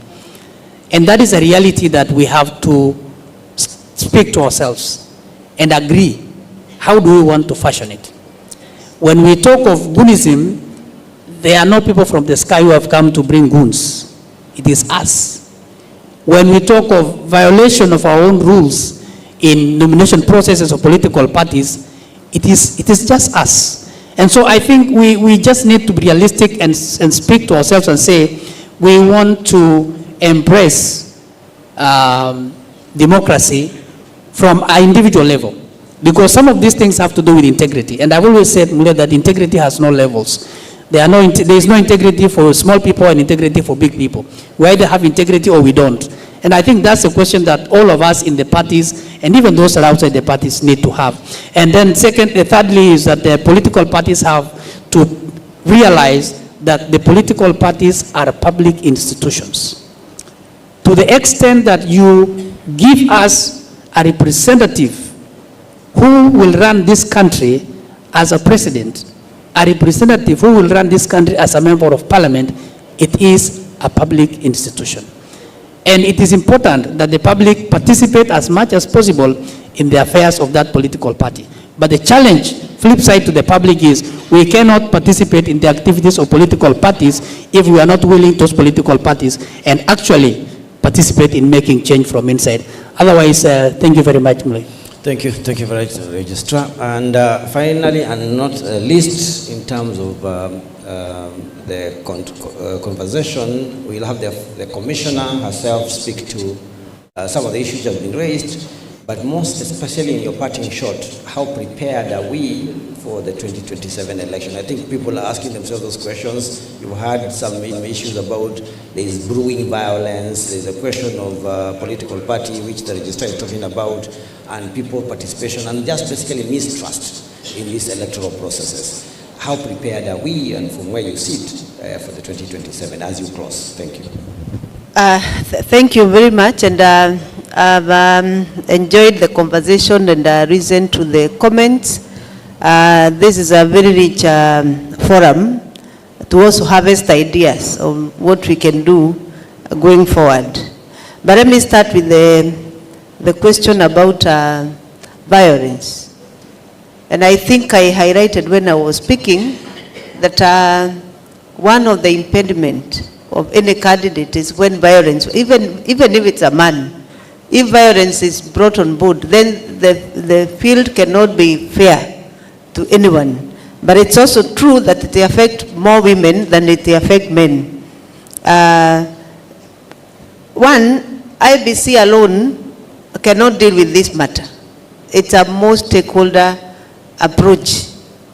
First of all, we have the security agencies that have to come on board, because IBC is given security by the state, and the officers who are given to us, they become electoral officials. I think the first start is to work with the state agencies that deal with the security, and we have a collaboration and a candid conversation about this, because after the by-election, when we saw those pockets of violence, I think we came together as actors in the space to do the evaluation.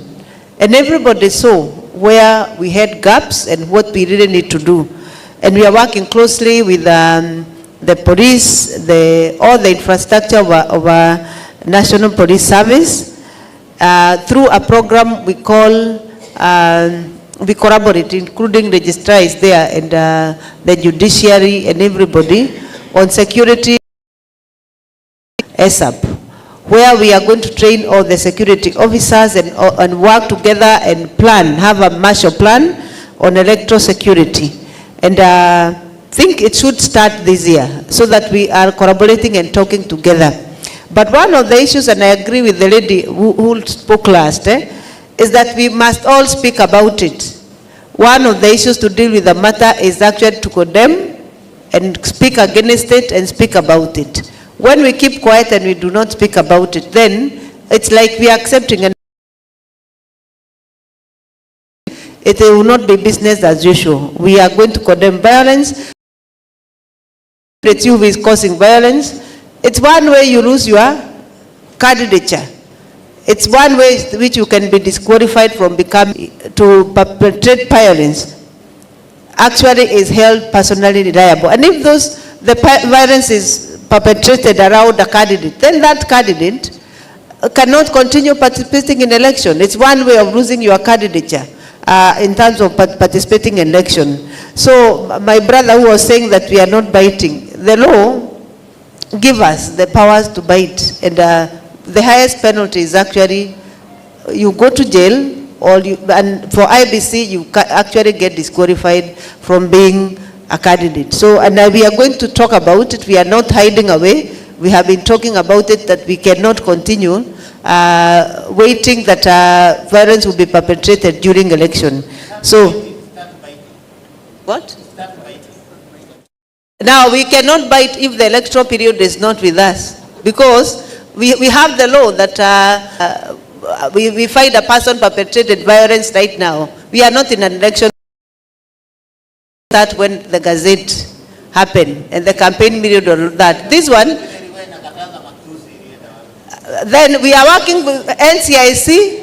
Hiyo ndio itakuja the NCIC. It's also good to know electoral space has many actors. It's not only the electoral commission. For example, hate speech. We have the NCIC. We have the police. Because any violence is actually criminal, even as you start, whether it's electoral violence or not. So we have to act, all of us, and allow. But when it comes to election period, which is gazetted, that is when the code of conduct start operating. And that's when we are called on board during the by-elections and everything. So let's talk about it and let's condemn, let's take action, let's have people who even come to give witness. One or the other issue, when you require a witness, you cannot fight. Because somebody is afraid if I come and witness and say so-and-so perpetrated violence, the judiciary will tell you, you prosecute on evidence. Also provided up to the end. So let's talk about it, let's condemn it, let's also, as especially politicians, detest from it. Just to say that this time we are not going to participate in anything that will cause a breach of peace and violence specifically. I think that was the main question. In terms of preparedness, as Mule, you asked, IBC is busy preparing for the next general election. You can already see that we are in earnest registering voters, because a good election starts with a credible voter register and inclusive voter register. We are finishing the enhanced voter registration of the 28th of April for a whole month. As per last Friday, we are at 855,000 Kenyan people who have registered afresh as registered as new voters. Then we shall announce the next result on this Friday, tomorrow. Then we see how the numbers have grown. But we have seen a good uptake of voter registration. We are also preparing in terms of ensuring that we get the right funding so that we start the procurement of the critical materials.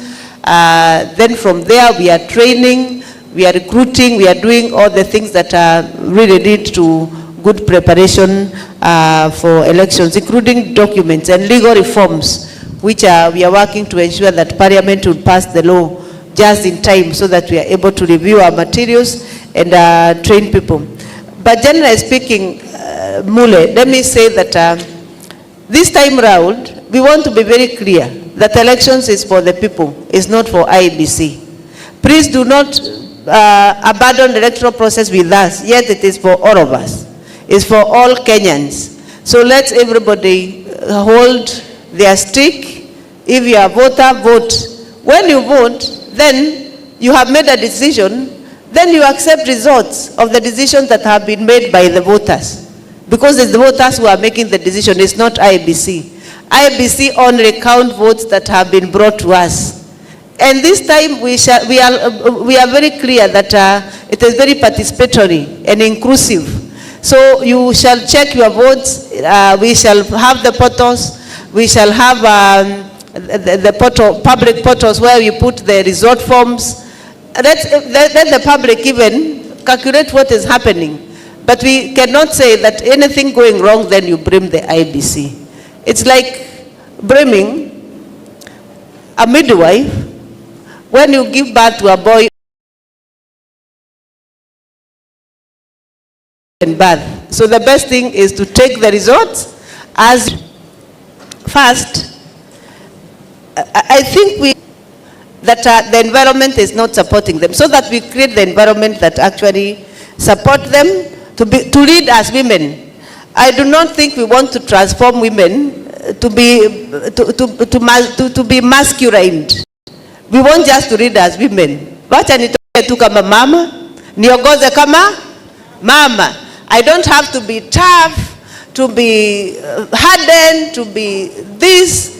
I just want to be given a space, which the environment where I can just come up as a as a woman, because it's complementary leadership. So I think we do not need to masculine the space to the extent that a woman feel I have to be masculined so that I can come out and have the space. We need to just be around the environment so that we lead as women and men lead as men, so that we have complementary leadership. Thank you very much.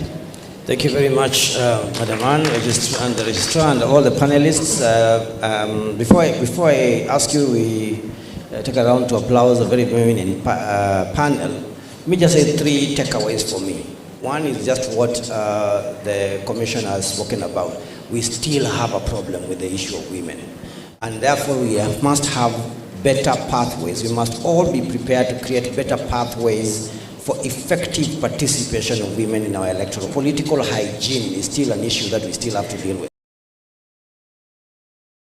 From the voters level, whether it is from just how we are carrying out our activities, that elections, again, as the commissioner said, belong to the people. And the people need to work. It must be a concerted effort of the people and their institutions. So that, as the good judge Nga at the other end said, in terms of respect to the institutions, including the judiciary, we must work all together. As the commissioner said, it is our baby that we are bearing. And therefore, the path, all the institutions and agencies in between, we need to make, we need to support them to ensure that there is a good delivery of the processes that we have. I want to end it there. We have taken a lot of time, and I want to thank my very eminent panel from the far end, Mheshimiwa Judy, Honorable Justice Nga, Bwana Frank Kwanja, Mheshimiwa Miki Ochieng, we had Felix Odiamo from Elgia, we had Felix Odiamo from Elgia, we have the ORPP Registrar, Bwana John Cox, and then we have Madam Commissioner, Dr. Ann Derito, who made the first initial presentation you are reacting to. I want to thank you very much. Please join me in thanking this very eminent panel. And with that, I want to hand over back to the MC. Bwana Nimrod, najua nimechukua mkati mwingi, lakini tumeshukuru. A round of applause for our moderator today, Asante Sana. And may I please request that we take a photo op right in front. And as we do that, I'll be requesting the Sergeant at Arms to put the podium back on so that we can begin our closing ceremony. For our panelists, immediately after the photo op, I'd like you to join us here and have your seats on the left side of this hall.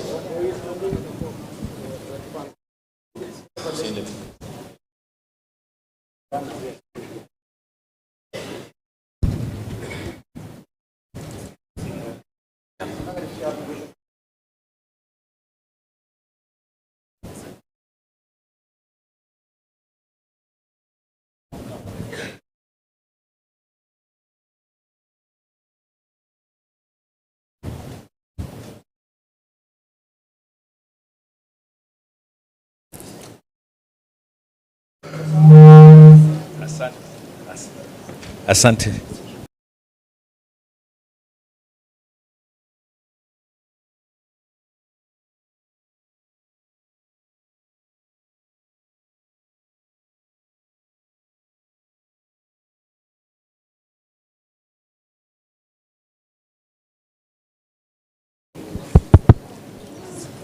Asante sana, makofi kwa tena. We really thank you for your time, thank you for your insights, and we will take you forward.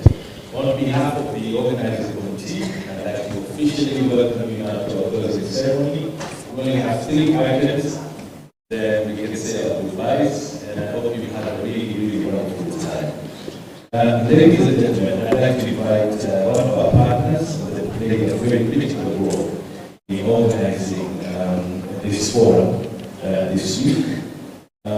It is an organization which is a political foundation closely associated with the Party of Christian Democratic Union of Germany, and in European and international cooperation, its efforts. They work with people to be able to live self-determined lives in freedom and dignity, and they make a huge contribution underpinned by those values in order to help people across the world in their growing responsibilities throughout the world. They have encouraged a lot of their partners they work with and clients to to lend a hand in shaping the future along those lines.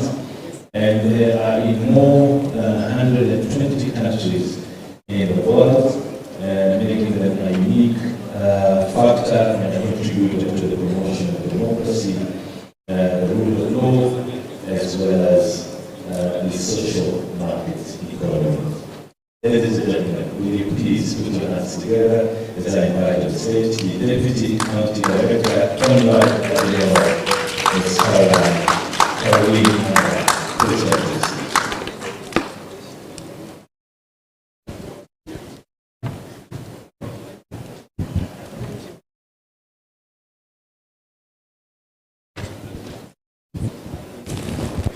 Thank you very much. Dear Honorable Scamanda, Honorable Anna Kizuya, and Honorable Sheikh Marwan, and Mrs. Lorna Lozeran.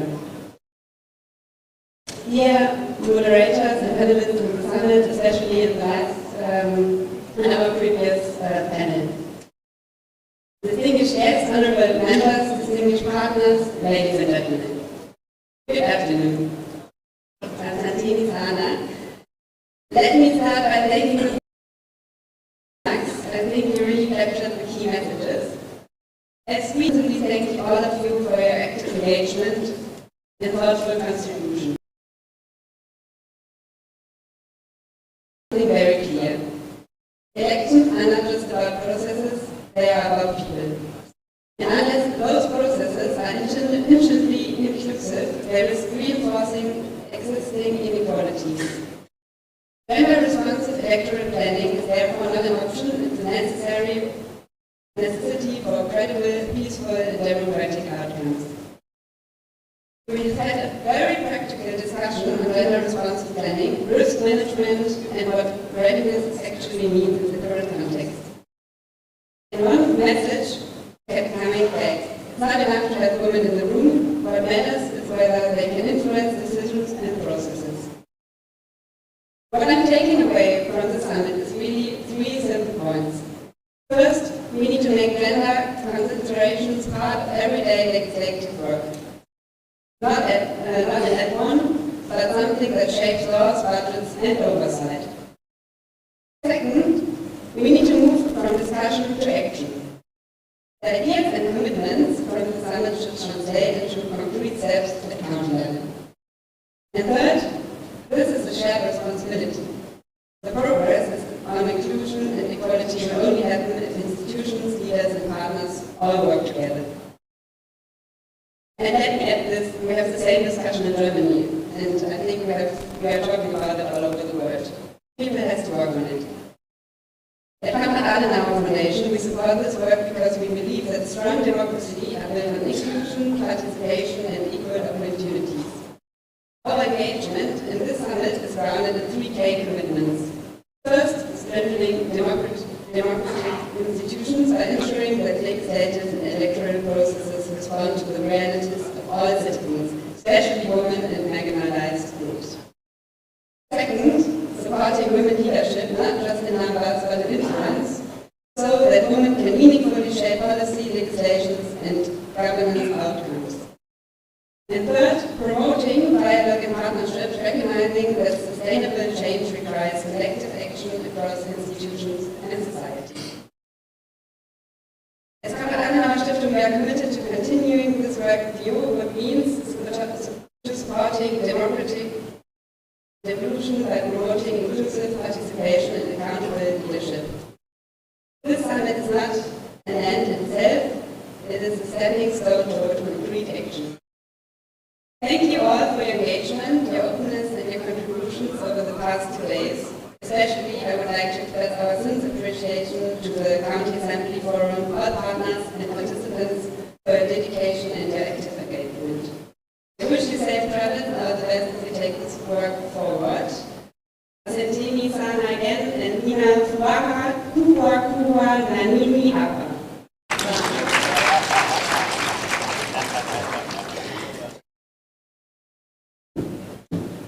Once again, a warm round of applause for Ms. Caroline. Asante sana. And now for the communique on summit resolutions and the way forward, I'd like to invite on stage the Honorable Elizabeth Dalila, who is a member of the County Assemblies Forum, Executive Committee member, representing Nyanza, and also a member of the County Assembly from Migori County. Karibu sana.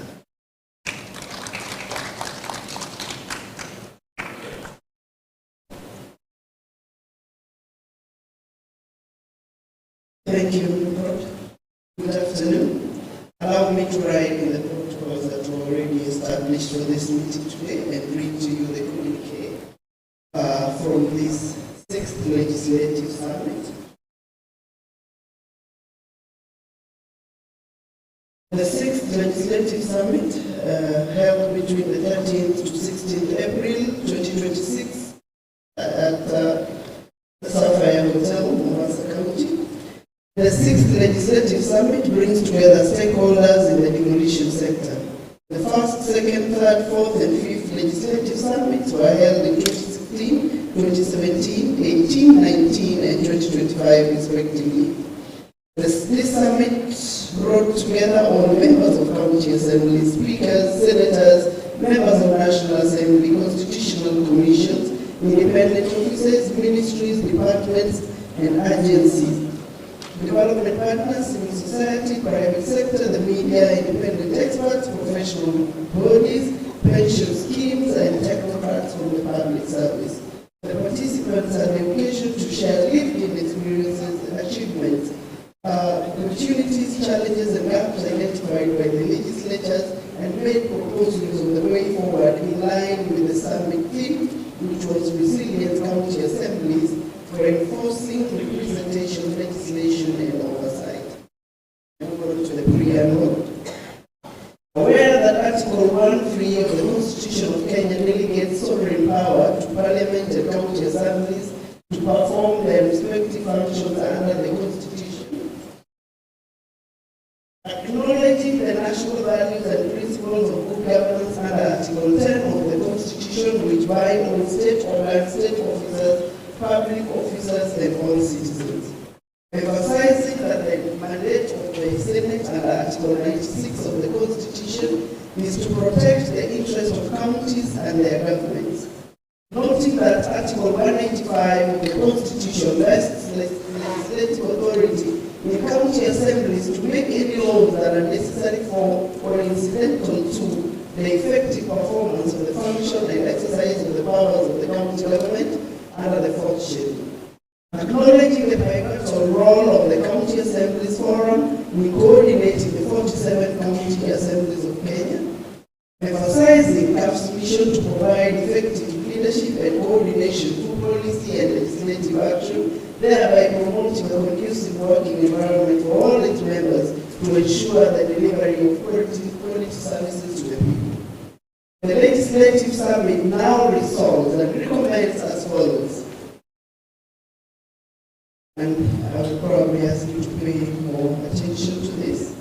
As pertains to the General Session 1, which is unlocking public financing for child care, addressing legislative representative and oversight barriers. 1. The county governments and state departments for children's services need to legislate county child care laws. County-level stakeholders in consultation with the State Department for Children's Services should enact county child care legislation and policy framework that define child care as a public good and essential service. Further, develop child care protection policies that include children from the age 0 to 3 years old who are not provided for in the early childhood education legislation before close of the financial year 2025-2026. They should integrate childcare into development planning. Childcare should be formally included into county development plans, starting from county integrated development plans, CIDPs, and annual development plans, ADPs to budgets. Third, they should increase funding for child care services. Governments should progressively increase allocations to meet the recommended global best practice of 1% of GDP for early childhood care and 10% of national education budgets for pre-primary education. The role of the County Assemblies Forum. CAF to coordinate a capacity building program in partnership with the relevant stakeholders to sensitize members of county assemblies, MCAs, on their role in legislative oversight, specifically regarding child care services and fiscal risk monitoring. 3. Data and statistical agencies. CAF to establish a devolution database in partnership with the Kenya National Bureau of Statistics to address data gaps and provide county assemblies with disaggregated reporting to identify baselines of child care funding. As pertains the general session 2, which is strengthening legislative oversight to enhance service delivery, counting more than money, oversight that delivers for citizens. 1. The control of budget. In partnership with the County Assemblies Forum, the controller of budget should develop a system where the county assemblies can have real-time access to county budget execution data. 2. The Office of the Auditor General and CAF to negotiate a formal memorandum of understanding with the Office of the Auditor General to ensure that performance audits are not only submitted but are accompanied by a simplified legislative action guide for PAC members to facilitate immediate oversight action.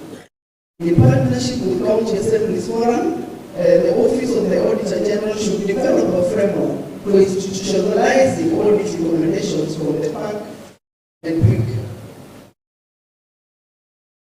CAF and Auditor General's Office should organize targeted training programs for PAC PIC committees on financial oversight, audit report analysis, and legislative work planning. The Senate, in partnership with County Assemblies Forum, the Senate should develop framework for institutionalizing peer learning between Senate and County Assemblies, standing committees for effective oversight and service delivery. The role of CAF therein would be that CAF designs a comprehensive performance management plan and guidelines to evaluate the performance of county assemblies. As pertains the General Session 3, which is affordable housing and urban development, county assemblies' role in Kenya's housing transformation. 1. The Affordable Housing Board. In partnership with the County Assemblies Forum, sensitize the members of the County Assembly of the legislation on affordable housing. 2. Affordable Housing Board will ensure that county assemblies are involved in the oversight of affordable housing projects. 3. The board to ensure establishment of the remaining 17 county affordable housing committees with the approval of as pertains and financial autonomy of county assemblies for sustainable development. 1. The Office of the Controller of Budget, with CAF support,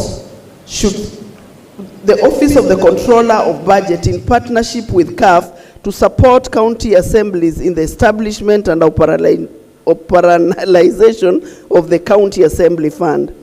2. The Senate should fast-track review and subsequent amendments to legislations, for instance, the Public Finance Management Act 2012 on percentage to be set aside for the County Assembly and redefine the scopes of development in the Public Finance Management Act. 3. It should fast-track the passage of the County Assembly's Pension Schemes Bill 2024, County Wards Bill 2024, County Governments Amendment Bill, Intergovernmental Relations Amendment Bill 2024, and the Public Audit Amendment Bill 2024. As pertains General Session 5, towards a fair and inclusive elections, gender responsive planning, preparedness, readiness, and risk management in electoral process.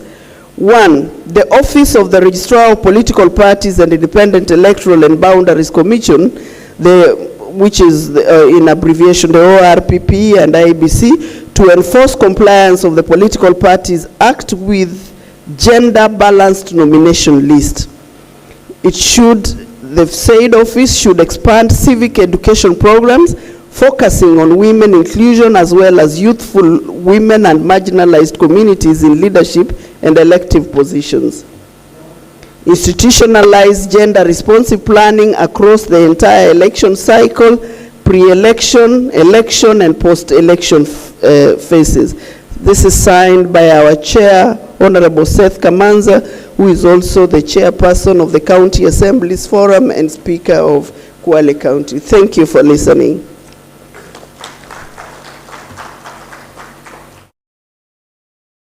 Thank you once again, the Honorable Elizabeth Alila. And now for the adoption of the resolution, please allow me to invite on stage the Honorable Emmanuel Situma, the Speaker of Bungoma County Assembly. Karibu.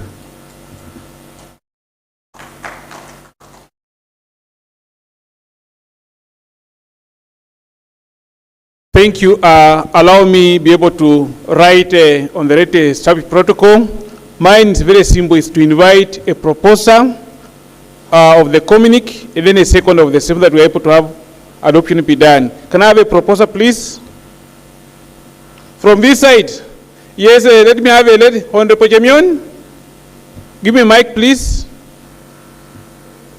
So, gender, I'll be having a lady from this side. So, prepare, ladies, please.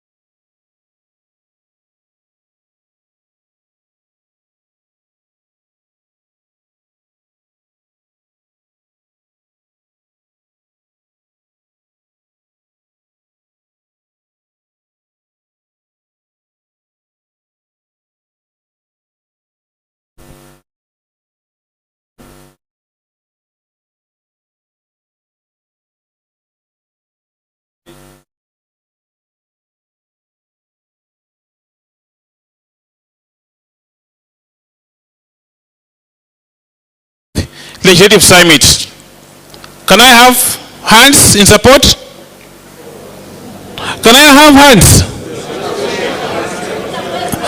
I now put a question that this House adopt the communique as proposed and seconded. As many as that will be the aye. As for the contrary be the nay. Ayes have it. The communique will be accordingly.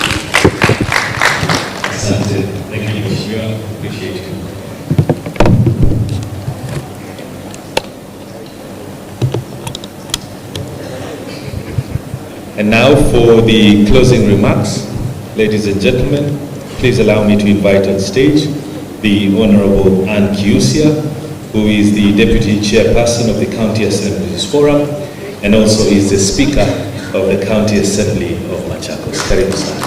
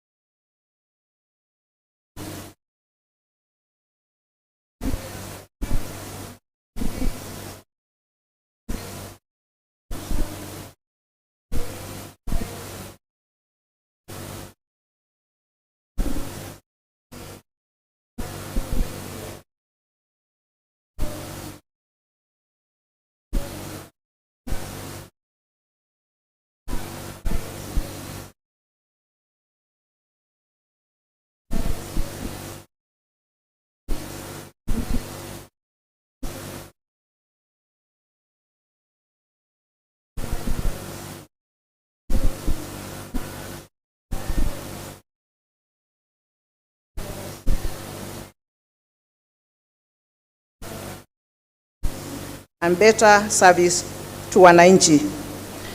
As we live, let us carry forward the spirit of cooperation, consultations, and coordination. The future of devolution depends on strong institutions working together while respecting each other's constitutional mandates. County assemblies, parliament, national institutions, development partners, and all stakeholders must continue to work together to strengthen governance and deepen devolution in Kenya. Let me also emphasize that resilient county assemblies must continue to support and strengthen their own collective institutions. The County Assemblies Forum. CAF remains an important platform for unity, advocacy, capacity building, and collective voice of the 47 county assemblies in Kenya. On behalf of the County Assemblies Forum, I extend sincere appreciation to all who have made this summit a success. I begin by thanking all the county assemblies for their participation.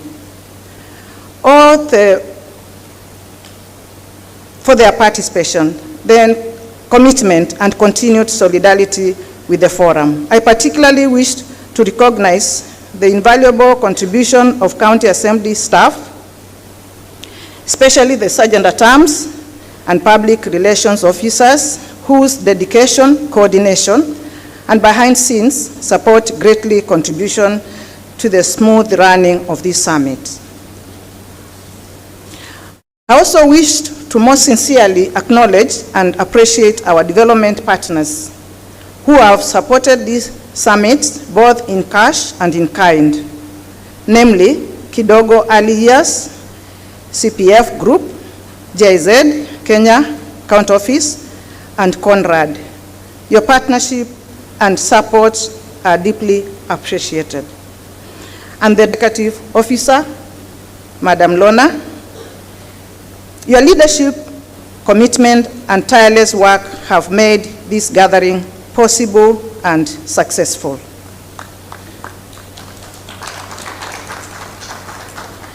May the insights shared here, the resolution adopted, and the commitment renewed during this summit guide our work in the days ahead and inspire stronger, more resilient county assemblies in service of the people of Kenya. I wish you safe journeys back home and to your respective destinations. I thank you all for your valued participation. And with those few remarks, and on behalf of the County Assemblies Forum, I now have the honor to declare the 6th Legislative Summit 2026 officially closed. Clap for yourselves. Thank you for being part of the summit. May God bless county assemblies. May God bless devolution. And may God bless the Republic of Kenya. Thank you.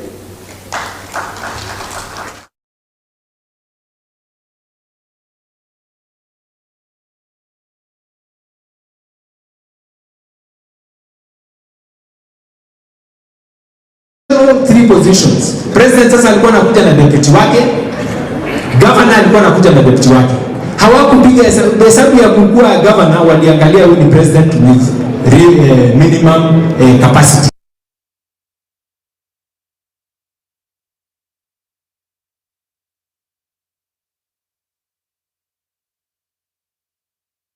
Salaries are the same as the member of National Assembly. Why? Because we are looked at as legislators at the county, at the national level.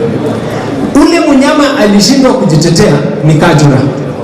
Because kwa hiyo ukumbi ambayo ilikuwa inazungumziwa, mlikuwa na ALGAC. Ni kweli? Wale walikuwa councillors mlikuwa na ALGAC. The ALGAC was not able to access these positions to be able to defend the position that was being scrapped. And that is why I'm telling you, CAF na makosa yake yote is wabudi. Strengthen it so that ikiitwa Senate inaenda. I was a guest in their midterm review. Na nikaenda nikamwambia hizi issues unasema mbele yao. When we write to the president, and sijui kama nani alikuwa mpingi barua. When we write to the president responds. Weka hiyo barua. Nimesikia mmesema please put it weka heading vizuri. Shukisha hivi ndio watu wasifikirie nimeunda hii barua. Shukisha. Yapo. Is written 14 February 2025 to the chair ambaye aliondoka ameenda National Government Chair wa County Assemblies Forum, Dear Sabulei, invitation to grace the opening of the 5th Legislative Assembly. I wish to acknowledge your receipt of your letter dated blah blah blah 16th of January requesting His Excellency the President to grace the official opening of the 5th Legislative Summit. I am pleased to inform you that His Excellency the President has graciously acceded to your request and will grace and officially open the summit on Monday 17th March 2025 at 11 a.m. Please liaise with the Office of the Deputy President to appropriate arrangements in regards to the summit and proceed accordingly. The Honorable Felix Koske, Head of Public Service. President ameconfirm kukuja? President ameconfirm kuja? That meeting is where I want us also to package our issues so that even as we fight, wacha tufanye vitu zetu in house. Kila mtu ana nyumbani yao and you clean your house. Ndio tunaita mkutano pia. Let's clean our house. When the meeting of the president, we will get our best sharpshooters to be able to raise those issues. Na umesikia, si ati aski, we've been there. Karanja you were there. Na tukapewa zile mezi tulipewa. So I wish us, even as today we might not be able to exhaustively understand and get all your issues. Wale ambao wametuma maswali, we are going to capture, they are going to inform how we are going to organize that meeting. Na ita run from 14th of March all the way to 21st. Please, speakers ambao wako hapa, let your members come. Because if they don't come, hawezi understand what is happening on their behalf. Tumeelewana? Kujeni, we will do panels. We will have senators in those panels. We also want ordinary MCS in a panel. Tumeelewana? So, use this platform to be able to channel. Media ndio hii hapa. Nimrod ananiambia, mnajua Nimrod tabu. Na mimi namuuliza mbona issues zetu? Mbona issues za assemblies? Mbona issues za devolution are not coming up? Sema because majority of our issues are welfare. And it's okay. But also, even as we're doing welfare, can we also be champions on issues that are affecting devolution as a whole? Can we also be champions of issues affecting the nation as a whole? Nimesikia tumesema our member from Wajir hajaipatikana mpaka leo. Even as we are fighting, what have we done as assemblies to add pressure on that issue? Tunaelewana? So I want us, even as we agree and disagree and reorganize and organize, please strengthen the institution. Please pay up your subscription so that this meeting within a couple of months again we are able to call you. Nimesikia watu wanataka uchaguzi. We have a roadmap. Katiba ya kazi iko very clear on how to elect a specific position. We need first of all to repeal that constitution. And procedurally, so that tusikuwe na mtu sijui goti nini, we do procedurally. If Chege Moura is to sit, I will directly sit. Nimefanya role yangu. Whoever he wants to come, wacha ingie procedurally na asukume kutoka hapo. If it's a speaker you don't want to chair you, no problem. Can we do it procedurally? Isikuwe haphazard. So that even the speaker, because even as you put up the new institution, you will still want that speaker to support you from your assembly. You will still want that speaker to support you with subscriptions. I know of governing council members here who are not even given per diem to come visit. So, luckily maybe in Nairobi, Speaker Ken ananiachia ni parade because hakuna per diem. Meeting ni hapa, ni Harambee House, ni Senate. Hakuna per diem inatakikana kupiga hii street. So haya ananiachia kama sionekani assembly ni sawa. But what happens the day kutakuwa watu Uganda or Walamu? Is Lamu going to confirm and support that member fully? Tunaelewana? Because it's a commitment. It's a commitment to our honorable members. So mimi sina mengi, yangu ilikuwa hiyo.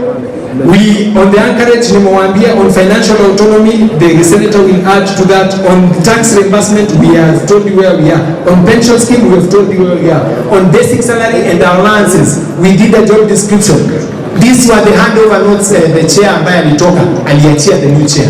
I don't know ni time ningekuonyesha barua ambayo tumeandika ya kutry and meet the new commission. So we are working, maybe quietly. Lona, uko na watu wangapi kwa timu yako? Lona, who is the CEO hapa? Ako na watu 10 kwa secretariat ya CAF. Of the 10, kuna dereva, kuna secretary, not technical, the technical people are about 4 or 5. How many members do we have? 2,248 members being served by 10. The COG ambao wako hapa Delta House, they have 4 floors and over 100 employees. That is why nimesikia Hanifa akisema mkimpeach whoever you are going to impeach, already governors are able to put a lawyer to support. Sisi tukiwa na mesi yetu tungetaka sana kusupport Meru when walikuwa na issues. The only few thing ningeenda ni kukaa na wao hapo nimwambie I'm giving you support na wape morale. I don't have money to put up a lawyer for them. Are you getting? So hizi issues zina uzito na hatuwezi zimaliza na ukamilisha zote leo. I understand and by the way I feel you. Maybe you feel little has been done. But if to office yetu kwa hapa Flamingo Towers hapa hii, if you make time ama ukuje Nairobi County Assembly, speaker atamanage, atakuonyesha vile you can get a ride to there, enda uchague including your own accounts, see what happens when whatever wale watu ambao wamewekwa hapo mbele wawasaidie ama wanafanya namna gani, so that we don't just say hivi alafu ufike hapo pale upate mambo ni gumu. So for me members, I thank you so much for making time to come to Nairobi. I'm thanking you so much for making time to make sure that this meeting happened. Mimi nilikuwa naambiwa MCAs waweze kaa room moja na waongee issue zao. I'm very proud of you. Tutakosana, you will speak, lakini ninapigiwa simu mingi sana, kanyagia huyo, sema hapana, leo mkutano ni wenu. So we want to hear you and we will also give you more chance to be heard. But please, package your issues in a way, whatever goes out to the media, projects people who can lead this country. Karanja rafiki yangu amesema, we can even be president. I know so many people wanataka kuwa women reps here. I know so many people wanataka kuwa senators. Sifuna senator wangu ananiambia wewe unakatalia class. Sisi na hiyo watu tuko Mamugabe wa assembly tumekatalia hapa because unapiga hiyo pesa inatakana kusimama Nairobi, unapiga unaona vile mambo inakaa, unasema wacha nisaidie members hapa tu wangaa. We are 3 times we have been speakers. I have been a backbencher, I've been a frontbencher. Sasa hata mimi niko huko backbench nikisukuma hii maneno. Nikiambiwa kazi yako isonge, I'll gladly go. But what happens to the next member of county assembly? Wale ambao tulikuwa na 2013, you know we had a better deal than what we have now. What are we leaving to the next generation? Those are the issues. Those are the issues. So with that, poleni kwa kuweka sana. I'm so apologetic, we could not even offer you anything, but we wanted you to come and understand that even this hall imechukuliwa na dini. Take charge from now, go and sort your own assemblies. Too many, if you are a back chair like me, clear hiyo story ya CAF. Senator yuko hapa nikienda, is a member of Public Accounts Committee of Senate. Namwambia, you know my heart, mimi sina haja na hii pesa. In fact, there is nobody to give me. Any member hawa na serve wanalipwa na assembly zao. So the money that is able to do this lawyer, na ningetaka hata akizungumza hata waambie how much you've been able to give on a 5 billion case. So mimi poleni nimeshikika kidogo, but niache chair wangu wa County Assemblies Forum chair ambaye anaitwa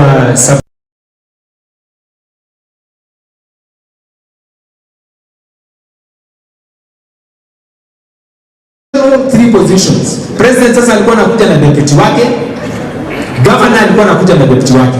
Hawakupiga hesabu ya kukua governor, waliangalia huyu ni president with real minimum capacity.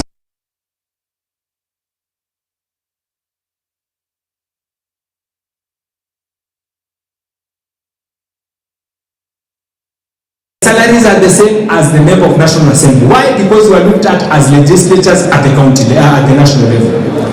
Ule mnyama alishindwa kujitetea ni Kajura.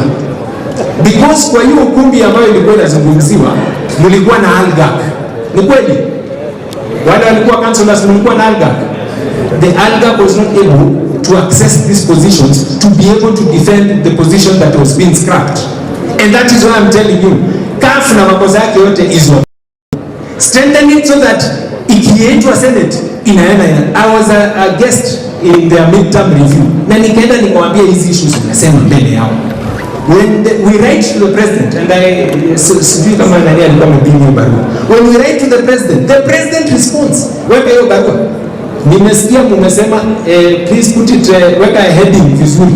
Shukisha hivi ndio watu wasifikirie nimeunda hii barua. Shukisha. Yeah, yapo.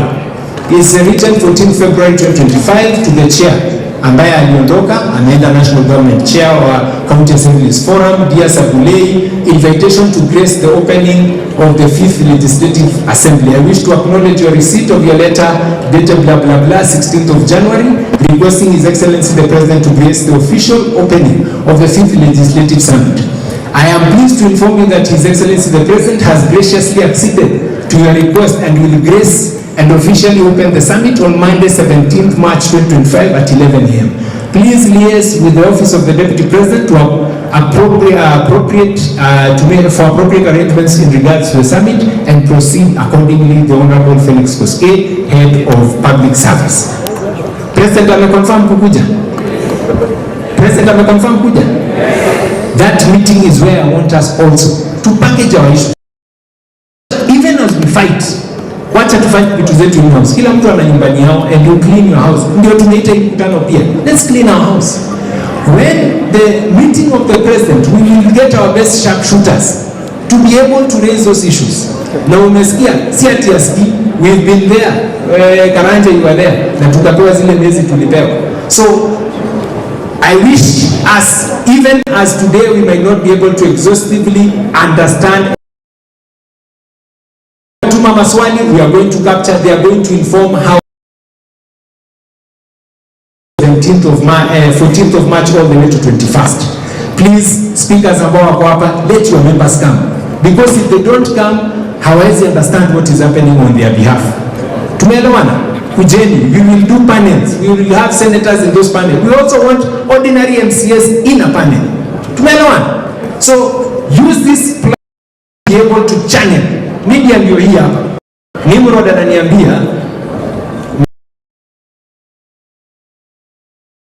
mbona issues zetu, mbona issues assemblies, mbona issues of devolution are not coming up.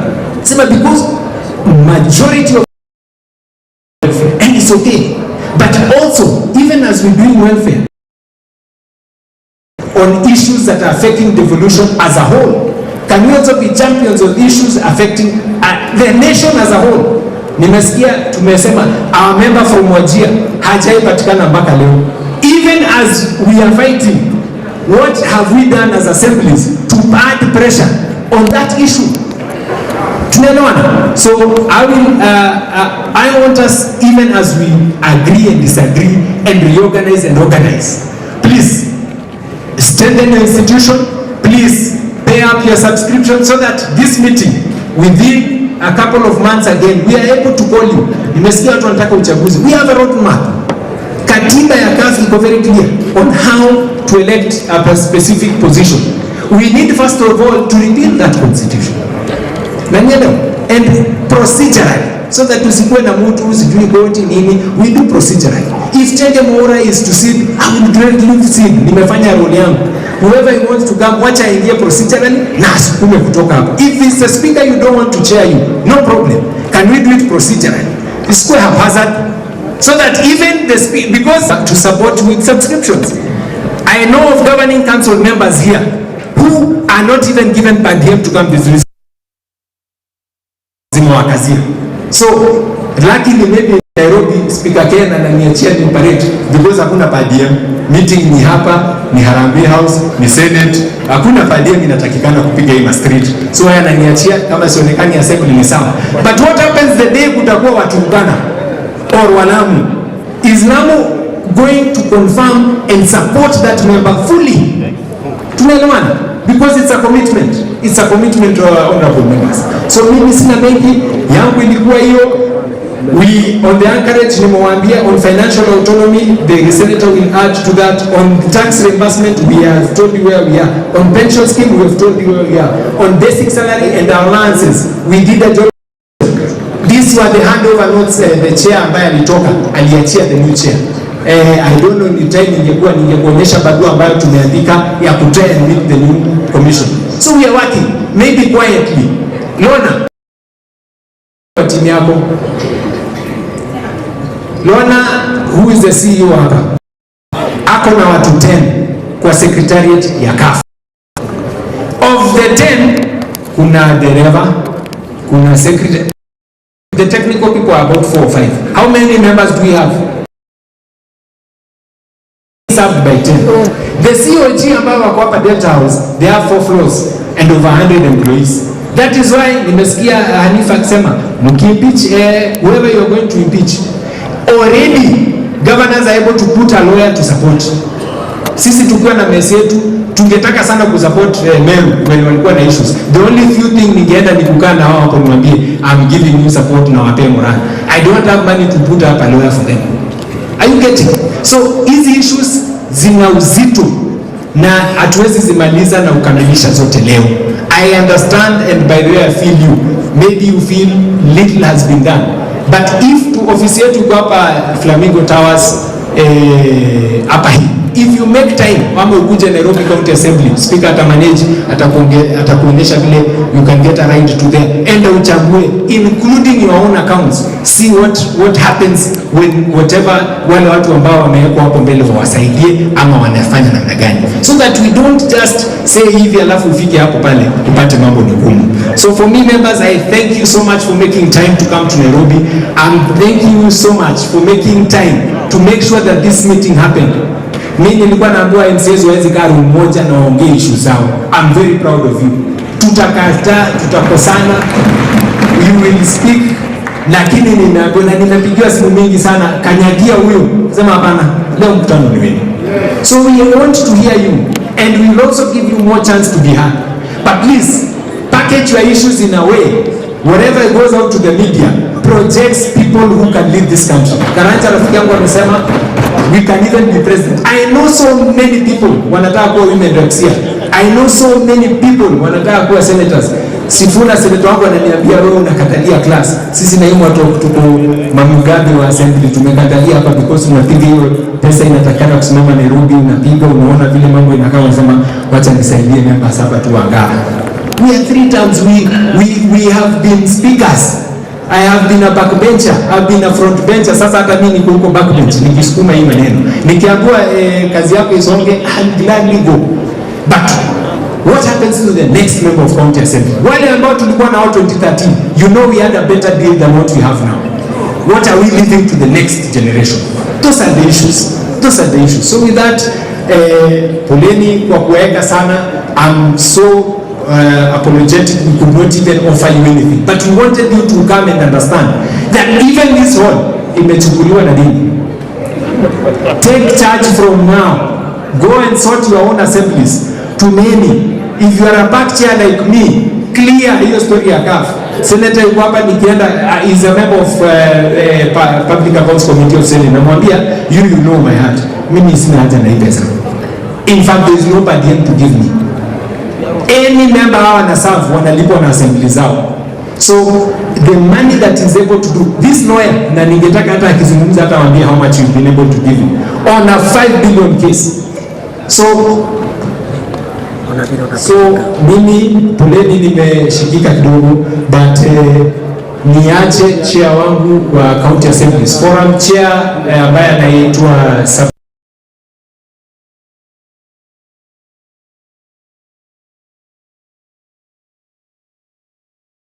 issue, we will have a repeat where citizens will say imetosha, watoe, and then we go again. So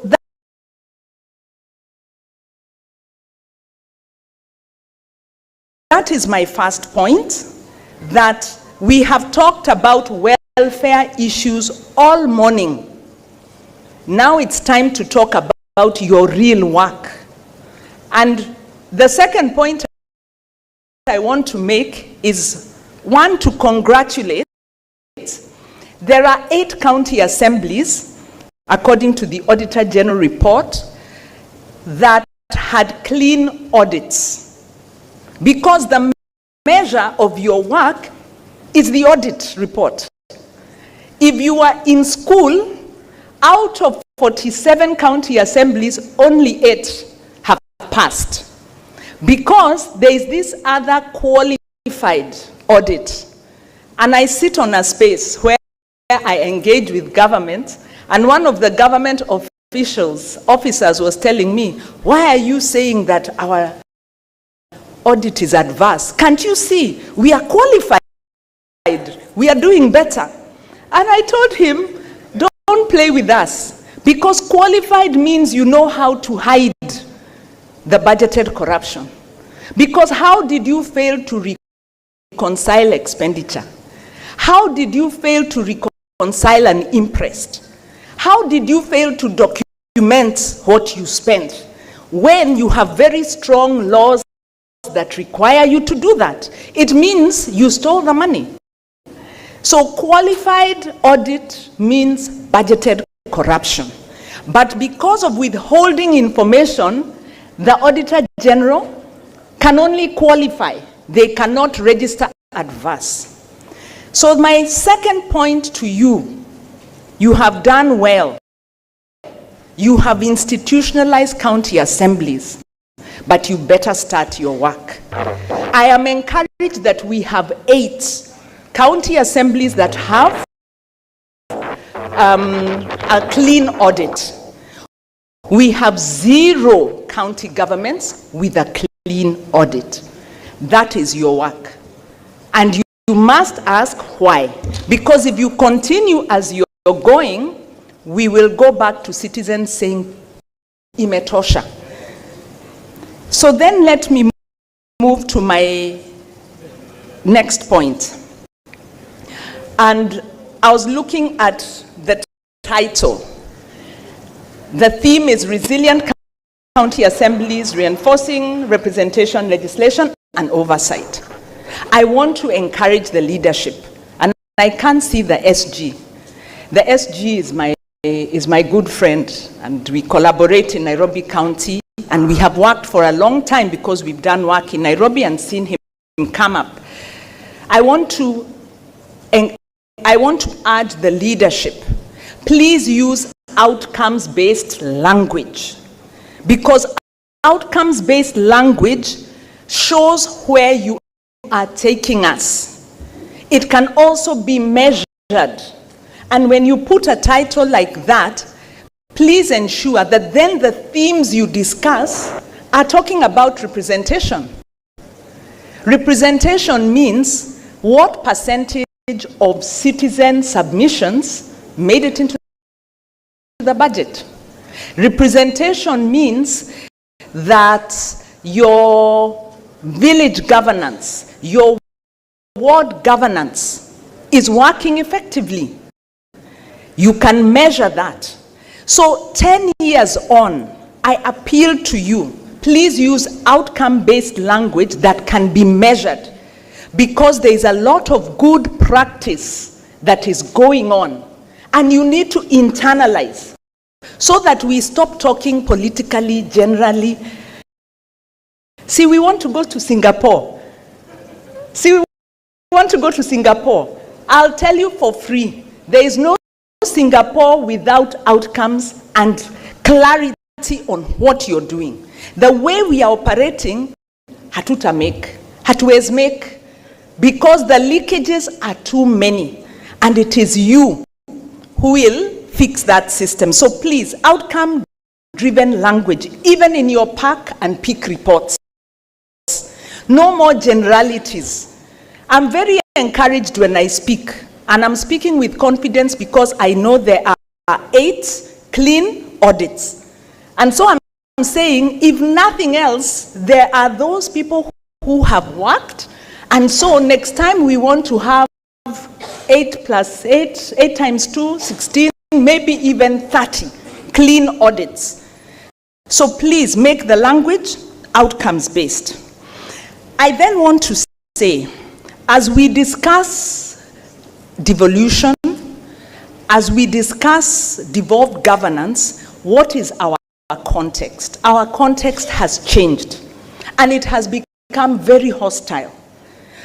In 2009, constitution devolution agitation started properly 2004, but in 2009 when the constitution making process started, and then the process that the Honorable Davadi spoke about, which was the Task Force on Devolved Government, SAT. And they sat 2009, 2011 to around 2012 and developed the laws. At that time, the biggest risk was political clawback. Will we get strong laws that will allow counties to come to life? And there was a big debate. The World Bank was saying devolution, all services will collapse. Others were saying you can't trust this thing, highways make, it will not work. But we were proved wrong. Kenya managed devolution. We didn't manage corruption. What are the risks now? Because it's important when framing this kind of conversation to be aware. These risks include high youth unemployment. And it's youth unemployment, or youth is both potential as well as a risk. There is a demographic dividend for Kenya and for Africa if we can manage our youth, if we can invest in education, if we can invest in food systems, if we can invest in health, we will reap and create jobs. We will reap the dividend. If we do not, it is a ticking time bomb. And we have seen the explosion of youth fed up with governance, and the country cannot grow. Of course, and abductions and killings are not the solution to our youth. We need to ensure that all county assemblies are monitoring the extent to which the budget is enabling the youth dividend. The other big thing, of course, is fiscal space. We are in a debt crisis. In fact, at risk of default over and over again. And then because of the borrowing, the money, the fiscal space is constrained. And that is why you have delayed disbursements. That is why you're then having pending bills piling up. It's part of the reason why. So this fiscal space and the falling revenues, because taxation revenues are falling in real terms. We have deindustrialization in Kenya. Manufacturing is decreasing. Counties are doing very good work at the local level, but overall, more needs to be done. We also have climate change. We've got falling donor funds, and you know this, the money that used to come for health, has been cut. Then we've got Trumpism and global wars, which are pooling resources that we used to rely on. So the context for devolution, externally and internally, is very, very difficult. And so there are two things I want to urge that this meeting can really make a resolution on. On the issue of fiscal space, there is a need for this to be taken as a priority by the meeting and to make a resolution on how will county assemblies respond to this shrinking fiscal space. How will you resolve the issue of pending bills? How will you deal with these? These are the issues that the Auditor General has registered as systemic and recurrent. The delayed disbursements, the pending bills, revenue shortfalls, budgets are not realistic, so they can't be met, the wage bill, stalled projects, hidden debt, contingent liabilities. So how do you resolve these issues? Number one, I think, and I wish there can be a resolution that the county assembly will monitor fiscal space. And one of the key things is you have to stop the bleeding. That's the language that the organizations that are dealing with fiscal space stop the bleeding, whether it's through corruption. For instance, revenue systems contract. I sit on a revenue authority.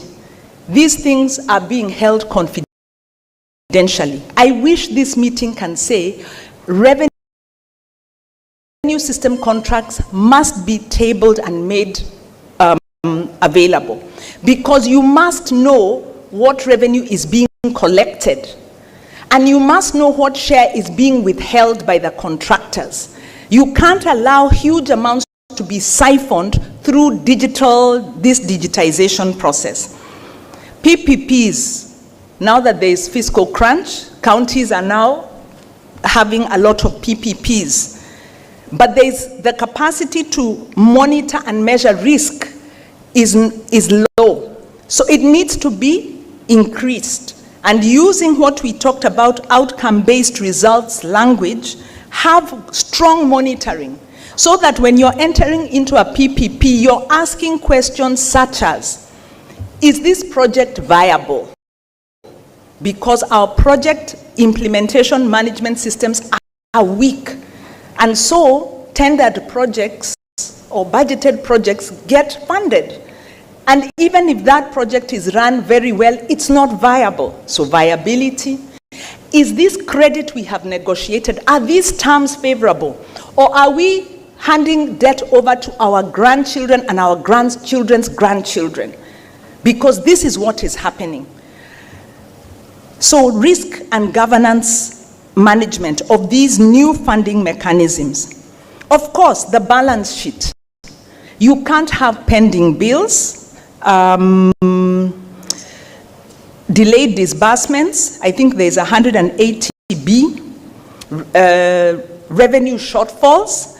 These are things in the control of the assemblies, because the Auditor General says that pending bills, some of them are as recent as 1 or 2 years.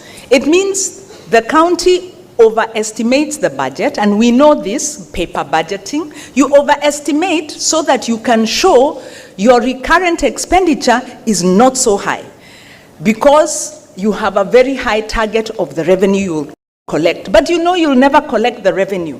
Then I don't understand why then projects are procured based on these unrealistic projections. And it's not all counties.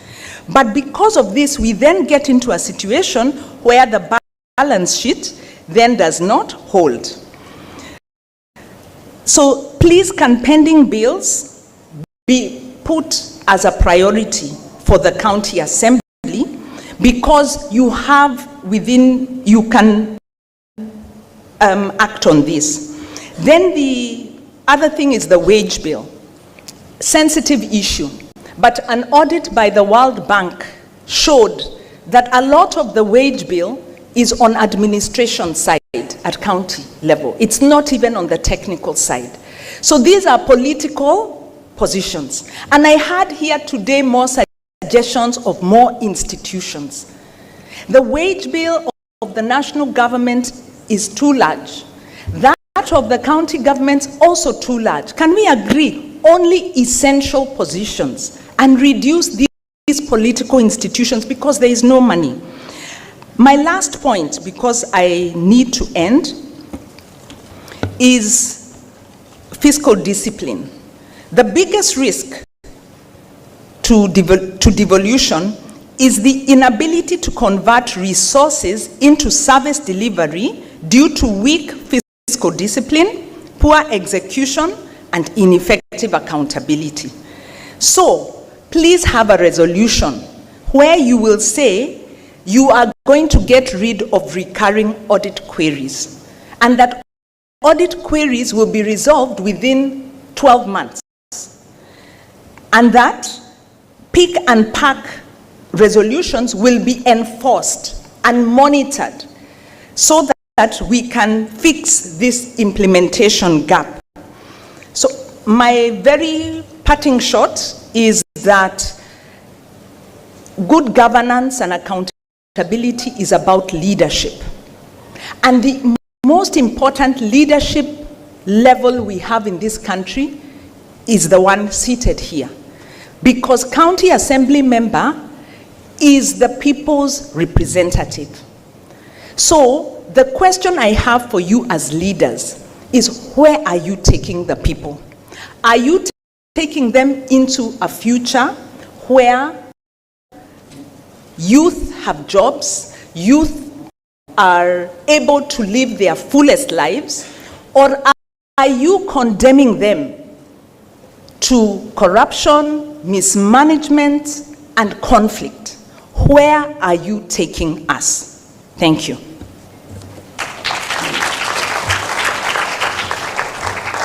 Thank you very much, Wanjiru. She was setting the tone for us as we discuss oversight, when we talk about oversight for members of county assembly, in what context are MCAs operating in? And I think she did a very good job of framing that for us as we start our conversation.